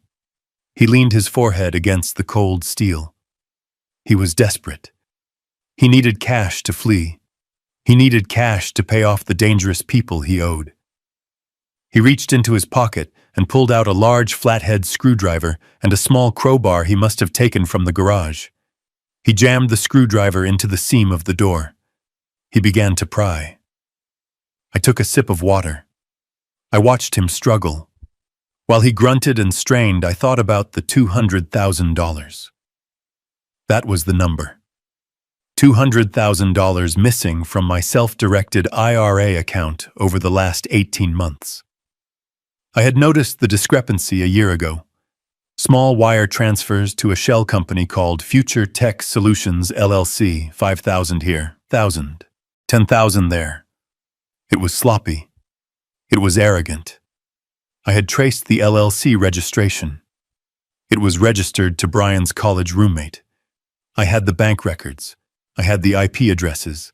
I had everything. I could have confronted him then. I could have called the police immediately. But I waited. I wanted to see how far he would go. I wanted to see if he would stop. He did not stop. He drained it. He stole my security to fund his fantasies and his mistresses. He stole the money I had set aside for his own son's future. On the screen, Brian was losing control. He was putting his entire body weight onto the crowbar. The drywall around the safe began to crack. He did not care about the damage. He was an animal trying to get to the meat. With a loud metallic pop, the locking bolt sheared. The heavy steel door swung open. Brian dropped the tools. He let out a sob of relief. He reached into the dark cavity of the safe. His hands were shaking so badly, the flashlight beam was dancing on the walls. He expected stacks of $100 bills. He expected salvation. He pulled his hand out. It held a single thin white envelope. He froze. He shined the light inside the safe again. Empty. Nothing but dust. He felt around the back, hoping for a hidden compartment. There was nothing.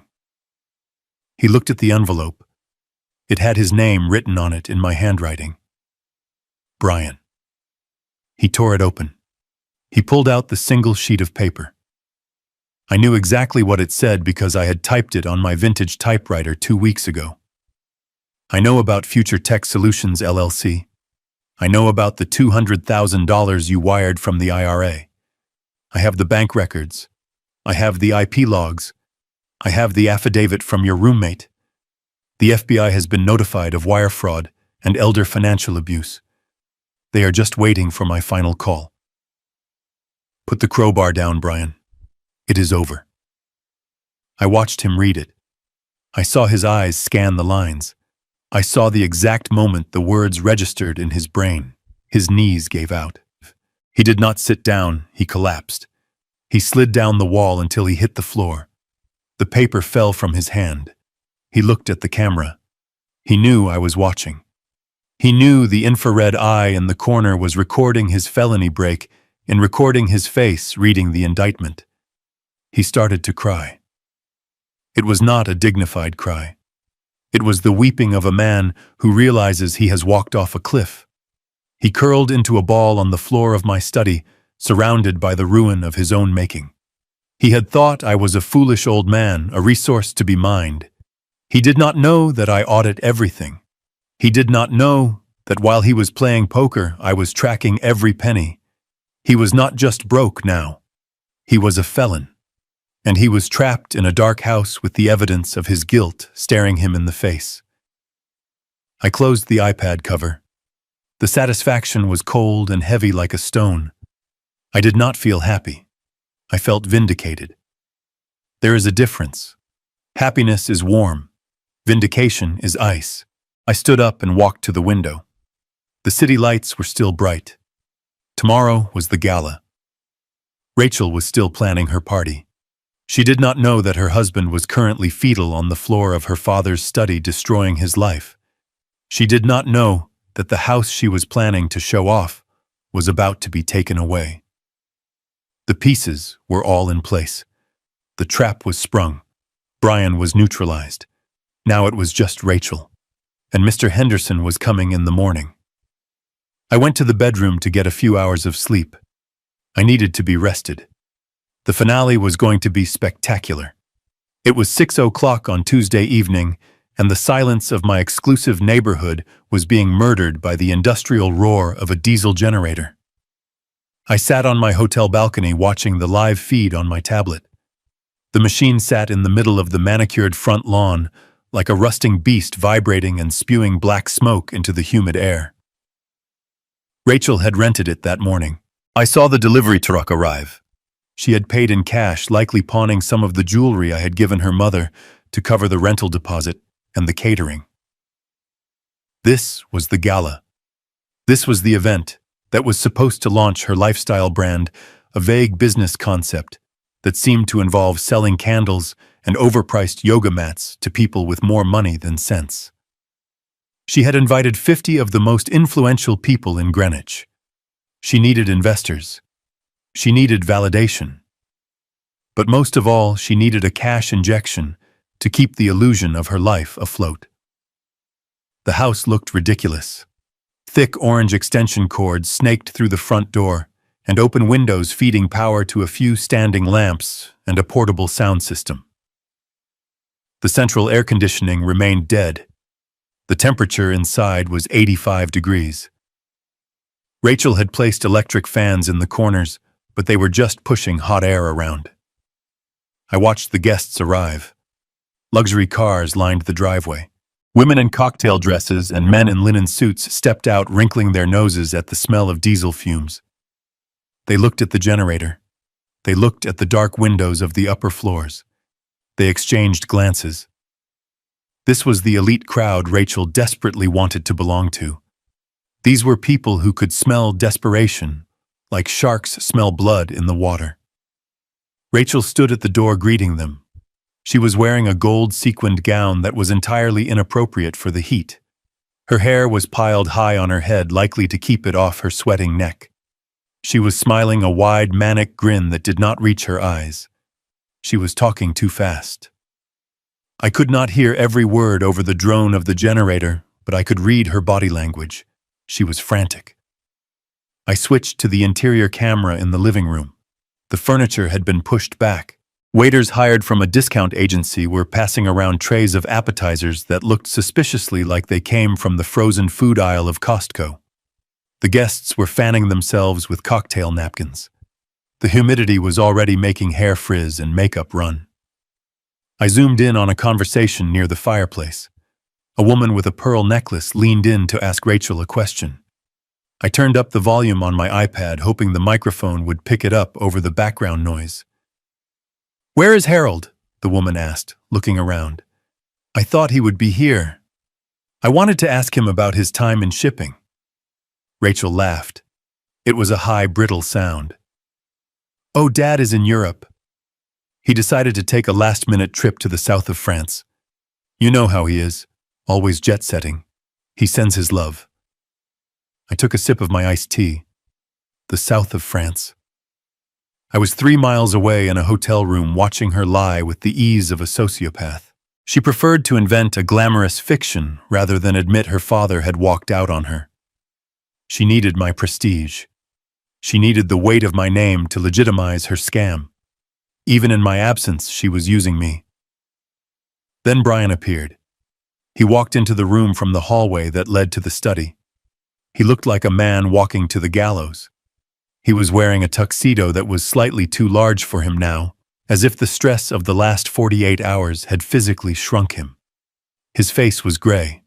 His eyes were darting around the room looking for threats, looking for the police, looking for me.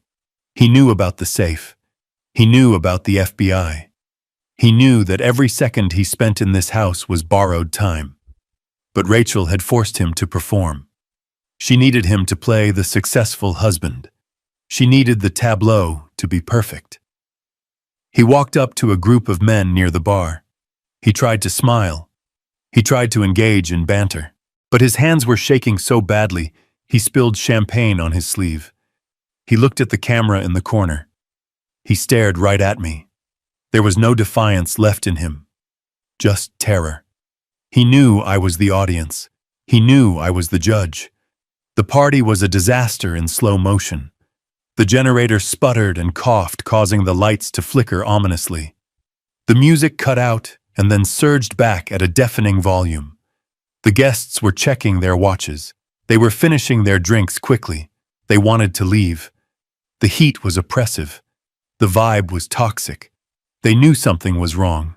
They knew money does not make this much noise. Rachel tapped a glass with a spoon. She stood in the center of the room, sweating in her gold dress. "Everyone, please listen," she shouted over the roar of the engine outside.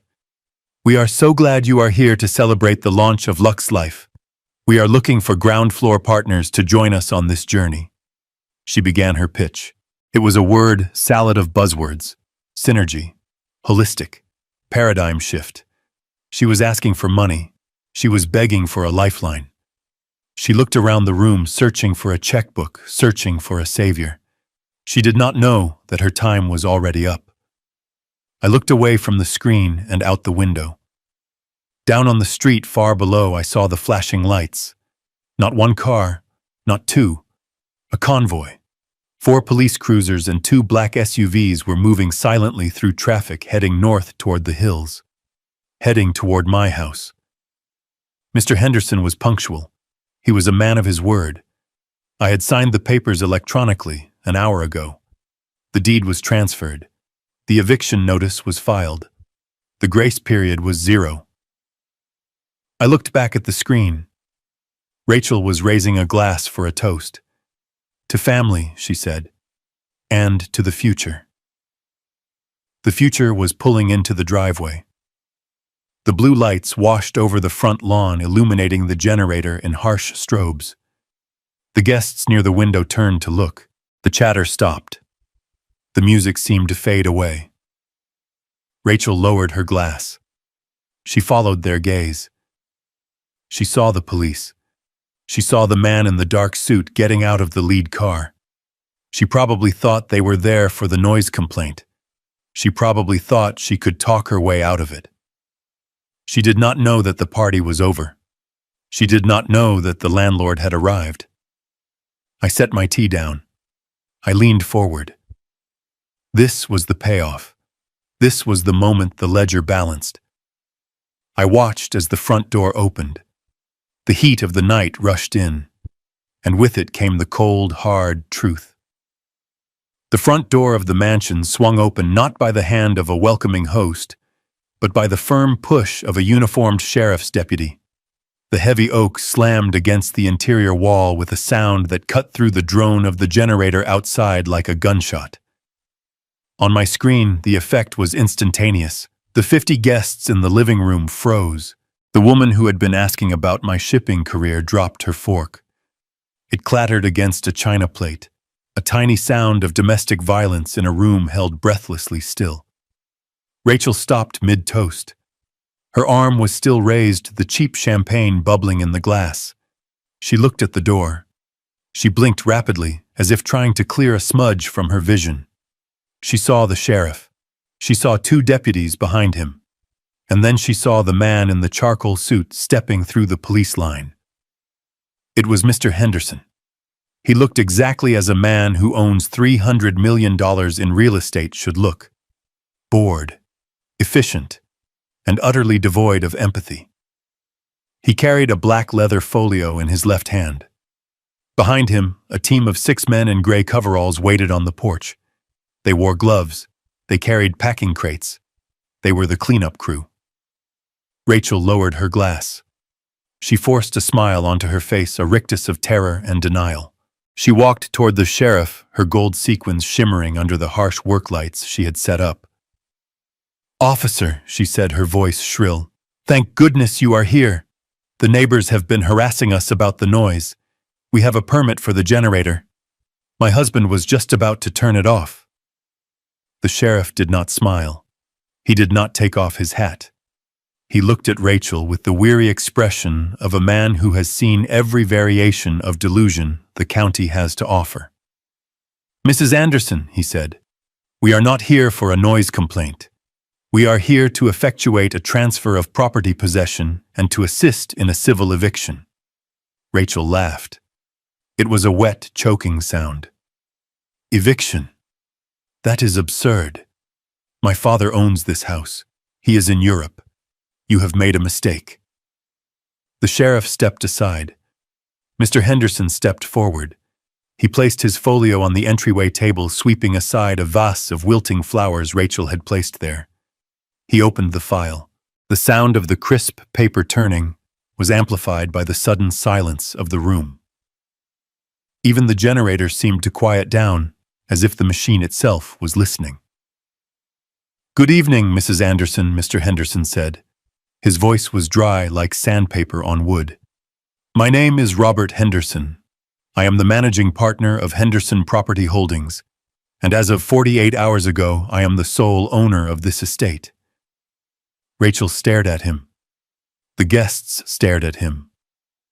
Brian, who had been cowering near the bar, turned a shade of white that I did not know human skin could achieve. "You are lying," Rachel spat. "My father would never sell this house. It is my inheritance." Mr. Henderson pulled a document from the file. He held it up. It was a deed. A very specific type of deed. "Your father did not sell the house this week, Mrs. Anderson. He sold the title to my firm 6 months ago. He executed a life estate deed.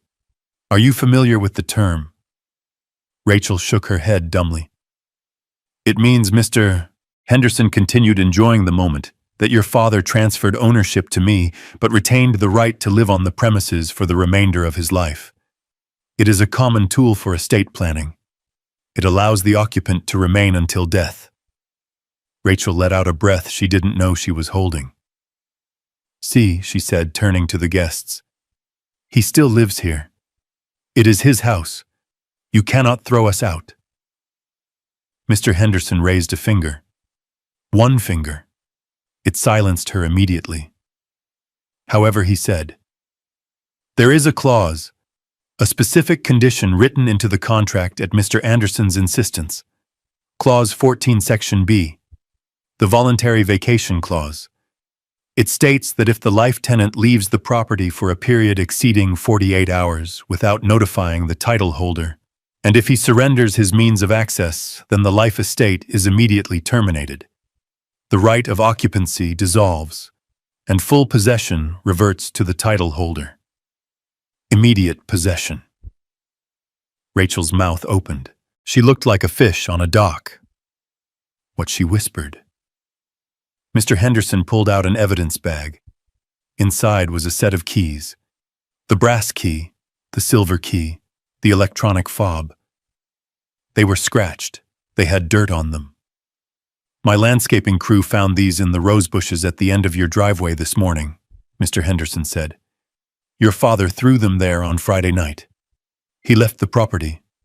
He has been gone for 96 hours. He did not notify me. Therefore, he has triggered the clause. He has voluntarily surrendered the estate. I took a sip of my tea in the hotel room. I watched Rachel's face crumble. She was replaying the scene in her mind. Friday night. Me standing on the porch. The arc of the keys flying through the air. Her screaming at me to pick them up. She had watched me do it. She had watched me sign her eviction notice, and she had thought I was just having a tantrum. But Dad is coming back, Rachel shrieked. He is just on a trip. This is a mistake. You cannot do this. He is not coming back, Mr. Henderson said coldly. I spoke with his attorney, Mr. Ross, an hour ago. Mr. Anderson has confirmed his intent to vacate. He has no desire to live here anymore. And since you are guests of the life tenant and the life tenancy has expired, you are now trespassers, he gestured to the sheriff. Sheriff, if you please. The sheriff stepped forward. His hand rested on his belt. Folks, the party is over, he announced to the room. This property is now under the control of Henderson Holdings. Everyone who does not reside here needs to leave immediately. Residents, you have 30 minutes to gather personal essentials. Clothes and medication only. Furniture, electronics, and valuables stay until ownership can be verified. Chaos erupted. It was beautiful. The socialites of Greenwich do not handle police raids well. There was a scramble for purses, a rush for the door. Women were tripping over their high heels. Men were shouting for valets who weren't there. Wait, Rachel screamed, grabbing the arm of a potential investor. Do not go. This is a legal mix-up. We will sort this out. The investor pulled his arm away as if she were contagious. Do not touch me, he hissed. You said your father was in France. You said you owned the company. You are a fraud. He stormed out. The room was emptying fast. The dream of the gala was dying on the floor, trampled by expensive shoes. Mr. Henderson snapped his fingers. The 6 men in gray coveralls marched into the house. They moved with military precision. 2 of them went to the television. 2 of them went to the paintings on the wall. They were not moving them. They were tagging them. They were putting stickers on everything that was now considered an asset of the property owner. Rachel ran to Mr. Henderson. She grabbed his lapel. You cannot do this, she sobbed. This is my home. My son lives here. My clothes are here, Mr. Henderson peeled her fingers off his suit. He dusted off the fabric. This is not your home, Mrs. Anderson. It never was. You were a guest, and you have overstayed. You have 30 minutes. If you are not out, the sheriff will arrest you for criminal trespass." He looked at his watch. 29 minutes. Then I saw Brian. He had not moved from the bar. He was watching the scene unfold with a strange detachment. He saw the police. He saw the movers. He saw his wife screaming. But his eyes were focused on something else. He was looking at the front door, waiting for something. He did not have to wait long. Two men in windbreakers walked in behind the sheriff. They did not look like local police. They had earpieces. They had badges on their belts that were not stars. They were shields. FBI. Brian saw them. His legs gave out. He slumped against the bar, knocking over a tower of champagne glasses. The crash was deafening. The agents walked straight to him. They did not run. They did not shout. They knew he wasn't going anywhere. "Brian Miller," one of the agents said. Brian nodded slowly. He held out his hands. He did not even wait for the command. He wanted to be taken away. He wanted to be anywhere but in that house with his wife and her failure. They cuffed him. They led him out past Rachel, who was too busy screaming at a mover touching her vase to notice her husband was being arrested by the federal government. I watched it all. The screen of my iPad was a window into a hell I had constructed. The house was being stripped. The guests were fleeing. The family was being dismantled piece by piece. Rachel stood alone in the center of the living room. The generator outside finally ran out of fuel. It sputtered and died. The lights connected to the extension cords flickered and went out. The room plunged into darkness, illuminated only by the flashlights of the sheriff's deputies and the cold blue strobe of the police cruisers outside. Rachel looked around the dark, empty room. She looked at the camera. "Dad," she whispered into the blackness. "Dad, help me." I reached out and pressed the button on my screen. Connection terminated. I closed the app. The show was over. The curtain had fallen. I had my answer. They did not care when I was there. They only cared when I was gone. And now I was gone for good. The darkness in the living room was absolute, save for the harsh beams of the deputies' flashlights cutting through the gloom, like searchlights in a prison yard. Brian was gone, taken out the back door in handcuffs by federal agents, leaving a void where his pathetic arrogance used to be. Now the spotlight turned solely to Rachel. She stood in the center of the room, her gold-sequined dress catching the erratic light, making her look like a disco ball in a mausoleum. She was trembling not from the cold, but from a rage so pure it vibrated through the screen of my iPad. "This is illegal," she shrieked, her voice cracking under the strain. "You cannot throw me out. This is my house. My mother died in this house. It is my inheritance. It is my birthright. You are stealing from me." She lunged toward Mr. Henderson, her hands curled into claws. A deputy stepped in front of her, blocking her path with a solid wall of uniformed indifference. Rachel bounced off him, stumbling back in her high heels. Mr. Henderson did not flinch. He adjusted his glasses and opened the black folio again. He pulled out a single sheet of paper. It was not a deed this time. It was a letter. A letter I had written 3 years ago when Rachel Thirst demanded I put her name on the title. Mrs. Anderson. Mr. Henderson said, his voice calm and dry, echoing in the silent room. "There is no inheritance to claim because there is no estate to inherit. This document is a revocable license of occupancy signed by your father.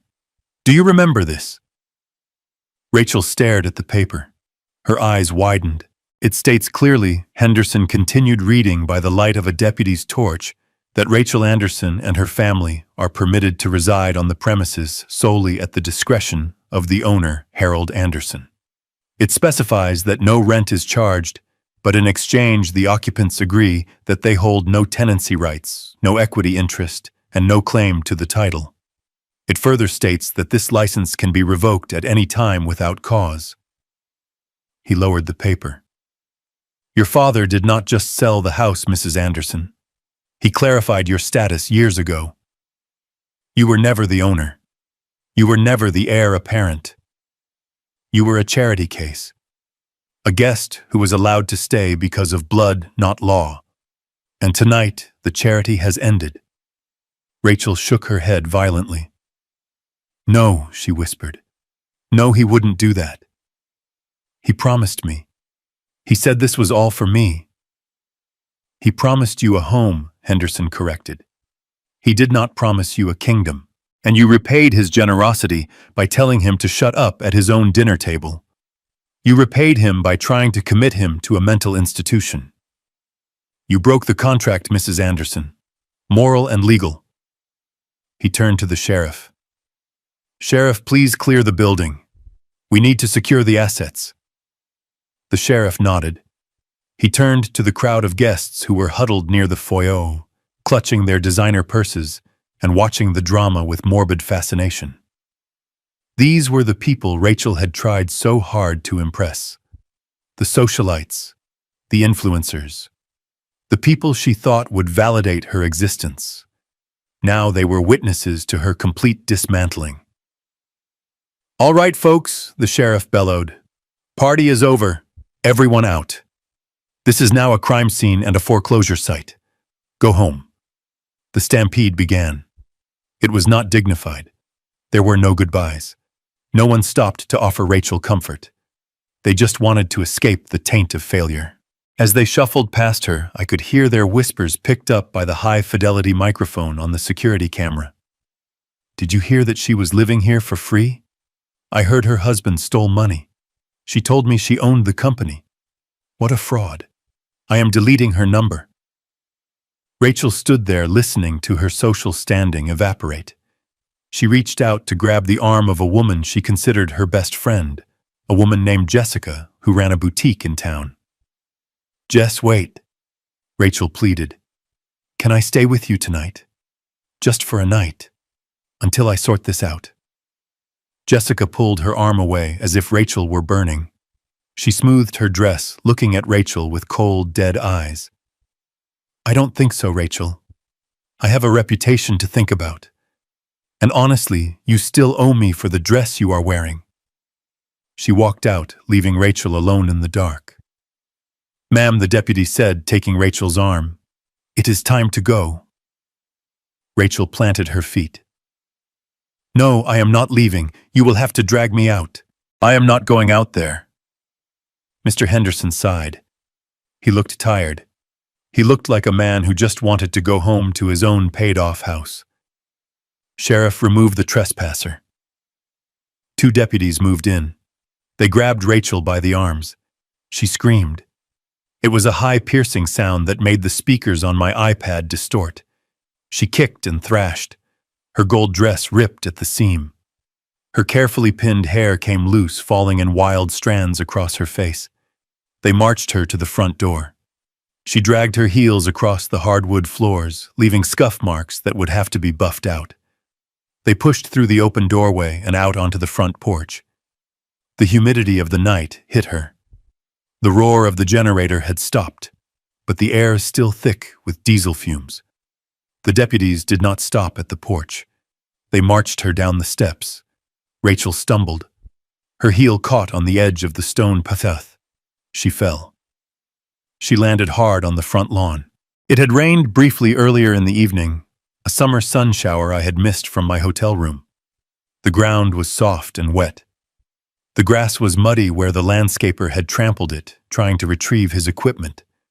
Rachel fell face first into the mud. Her gold-sequined dress, the symbol of her vanity, soaked up the dirty water. She tried to push herself up, but her hands slipped. She rolled over, sitting in the muck, her legs sprawled in front of her. She looked up at the house she thought was hers, the house where she had tormented me. Mr. Henderson stood in the doorway, backlit by the flashlight beam, like a guardian angel of eviction.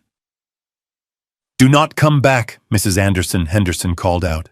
If you step foot on this property again, you will be arrested. Your personal effects will be boxed and left at the curb on Friday. I suggest you find a U-Haul. He closed the heavy oak door. The sound of the latch clicking shut was final. It was the period at the end of a very long sentence. Rachel sat in the mud. The police cruisers were pulling away, their job done. The guests were gone, their taillights fading down the street. She was alone. Truly alone. Covered in dirt in the dark, with no money, no husband, and no home. She looked at the security camera mounted above the garage. She knew I was there. She knew I was the architect of this moment. She opened her mouth to scream, but no sound came out. She just slumped forward, burying her face in her muddy hands, and wept. It was not a cry for help. It was the sound of a reality check cashing itself. I watched for a moment longer. Then I reached out and closed the app. The screen went black. The show was over. I had my life back. I had my dignity back. And somewhere in the dark, Rachel was finally learning the lesson I should have taught her 20 years ago. You cannot bite the hand that feeds you and expect it to keep serving you dinner. 3 days after the lights went out in the mansion, I sat at a table at the saltwater grill overlooking the Long Island Sound. The sun was setting, casting a warm orange glow over the water. I was eating a lobster roll and drinking a glass of iced tea. I felt different. The constant tightness in my chest, the low-level anxiety that had been my companion for a decade, was gone. I felt light. I felt young. I looked at my reflection in the silverware. The lines on my face seemed less deep. The shadows under my eyes had vanished. Freedom, it turns out, is the best anti-aging cream money can buy. I saw them walking up the pier before they saw me. They looked like refugees from a failed reality show. Rachel was wearing jeans and a t-shirt that looked wrinkled. Her hair, usually sprayed into submission, was pulled back in a messy bun. She wore no makeup. Her face was puffy red and blotchy. She looked 10 years older than she had on Friday. Brian was trailing behind her. He was not wearing a suit. He was wearing sweatpants and a hoodie, even though it was 70 degrees. He walked with his head down. I noticed the bulge around his ankle under the fabric, an electronic monitoring bracelet. He was out on bail pending the federal indictment for wire fraud and embezzlement. His passport had been surrendered. His assets were frozen. He was a prisoner in his own skin. They stopped at my table. They did not ask to sit. They just collapsed into the empty chairs opposite me. The waiter approached, looking concerned, but I waved him away. "Hello, Rachel," I said. "Hello, Brian. You look tired." Rachel stared at me. Her eyes were full of hate and confusion and a deep, terrifying desperation. "You ruined us," she whispered. Her voice was raspy. "We are homeless, Dad. We are staying at a Motel 6 by the highway. Justin won't speak to me. Brian is facing 20 years in prison. You ruined everything." I took a bite of my lobster roll. It was perfectly seasoned. "I did not ruin anything, Rachel," I said, chewing slowly. "I simply stopped fixing what you broke.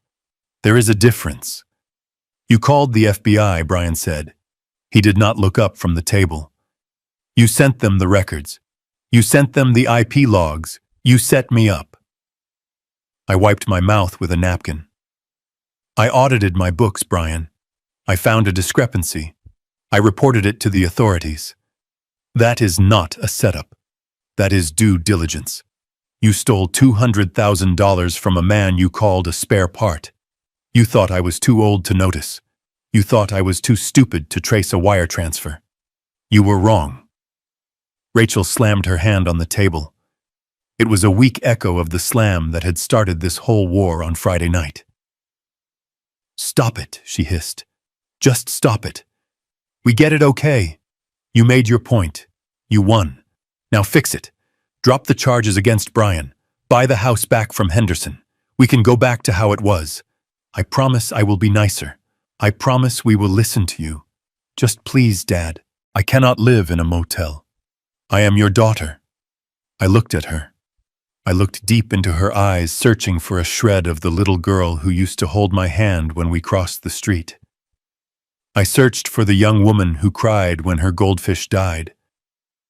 I found nothing. All I saw was a calculator.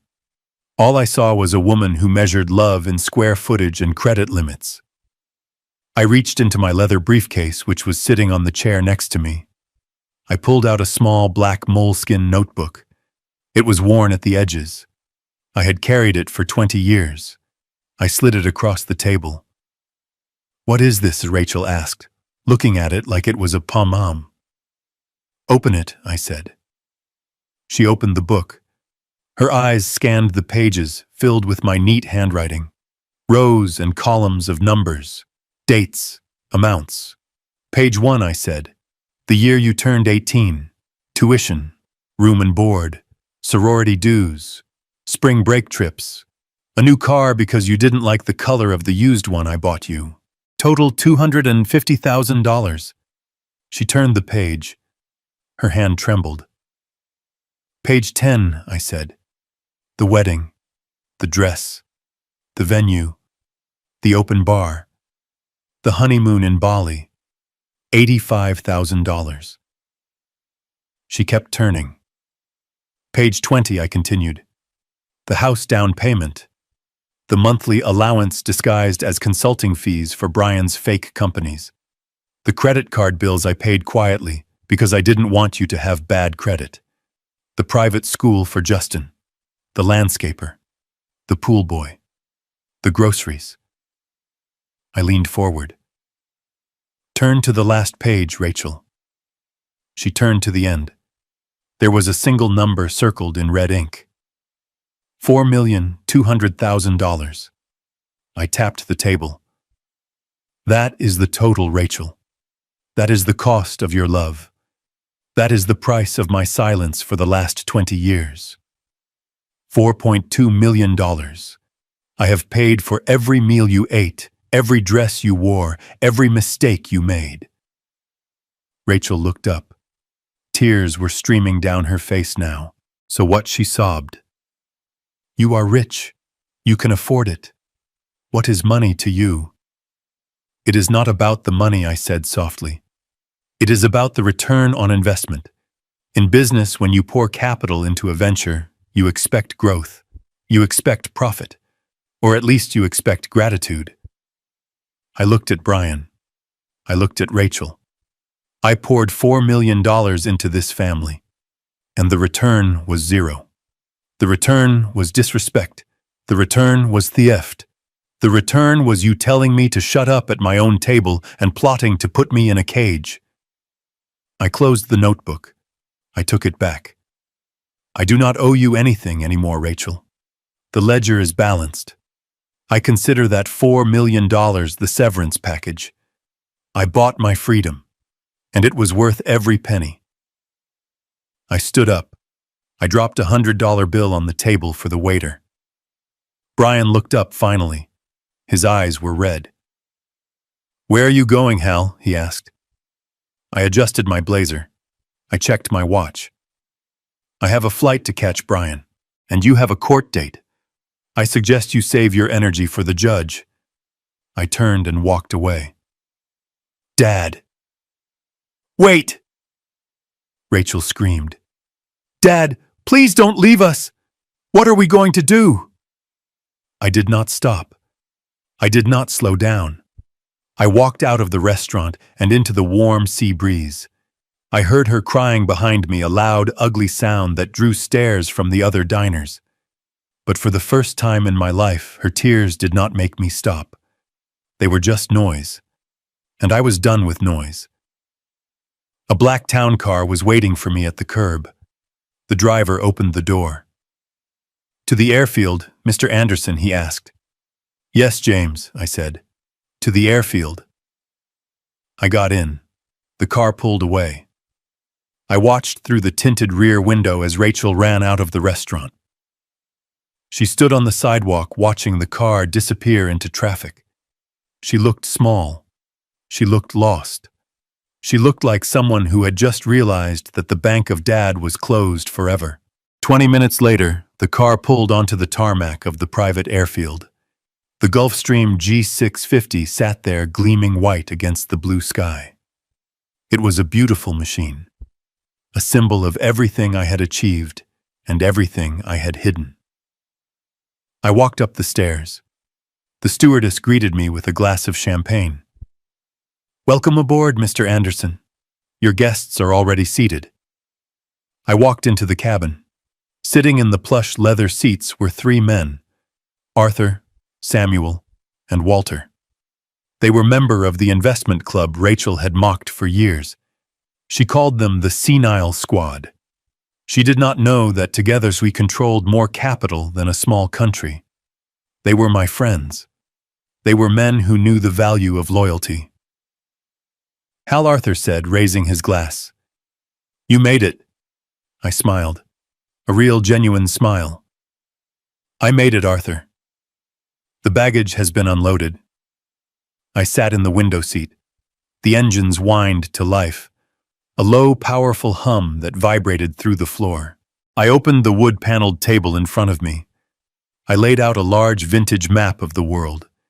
It was worn at the creases. Catherine and I had bought it 40 years ago. We used to trace routes with our fingers, dreaming of the places we would go when we retired. Before the cancer took her. Before the grief trapped me in that house. I placed my hand on the map. I traced the line across the Atlantic. "Where to first?" Hal Walter asked. I looked at the map. I looked at the spot Catherine had circled in red ink so many years ago. "Paris," I said. "We are going to Paris." The plane began to taxi. I looked out the window as the ground began to rush by. The hangars blurred. The trees became green streaks. And then, with a surge of power, we lifted off. I watched the ground fall away. I saw the highways. I saw the coastline. I saw the sprawling suburbs of Connecticut. Somewhere down there in that grid of tiny houses was a mansion with no lights. Somewhere down there was a woman sitting in the dark, realizing that she was alone. They say family is everything. They tell you that blood is thicker than water. They tell you that you must sacrifice yourself on the altar of your children's happiness. They are wrong. Respect is everything. Dignity is everything. Without respect, family is just a word. It is a biological accident. It is an empty noun that people use to manipulate you. I looked at the clouds rushing past the window. I was 71 years old. I had lost my wife. I had lost my daughter. But as the plane banked toward the east, toward the ocean, toward the future, I realized something profound. I had found myself, and I liked the company. The stewardess refilled my glass. "To new beginnings, Mr. Anderson," she said. I raised the glass. The bubbles danced in the sunlight. "No," I whispered. "To the end of bad investments." I took a sip. It tasted like the sky. It tasted like the rest of my life. And for the first time in a long time, the view was spectacular. We are often taught that family loyalty is absolute, but Harold's story proves that blood is not a license for abuse. Generosity without boundaries isn't love. It is simply enabling toxicity. When you continuously fund disrespect, you aren't supporting your family. You are financing your own humiliation. Harold learned that the most expensive thing he ever paid for was the illusion of being needed. True peace only comes when you realize that your dignity is non-negotiable.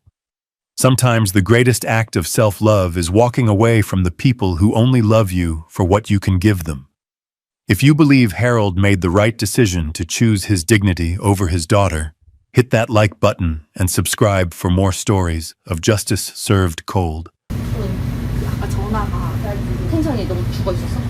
진짜 진짜. 혹시 지금 이거 타이머 세팅 이거 지금 분이 한 번만 들어줘. 내가 불금 때문에 한 번만 켜주세요. 네. 아니 이렇게 사람을 미어캣으로 만들어놔도 돼요? 아 진짜 심장이 쪼그라들 것 같아요. 이렇게 미어캣으로 만들어도 되는 거예요? 뛰고 있거든? 뛰고 있네. 우리 잡나? 잡아? 한 명밖에 없는데? 왜 한 명밖에 지금 도망가고 있나 본데? 너무 급하게거든요. 근데 잡을 사람은 우린데 정말 우리가 잡는 건데? 그냥 일단 누가 보여가지고. 그럴 수도 있겠다. 아니면은 우리가 이걸 못 보게, 간판을 못 보게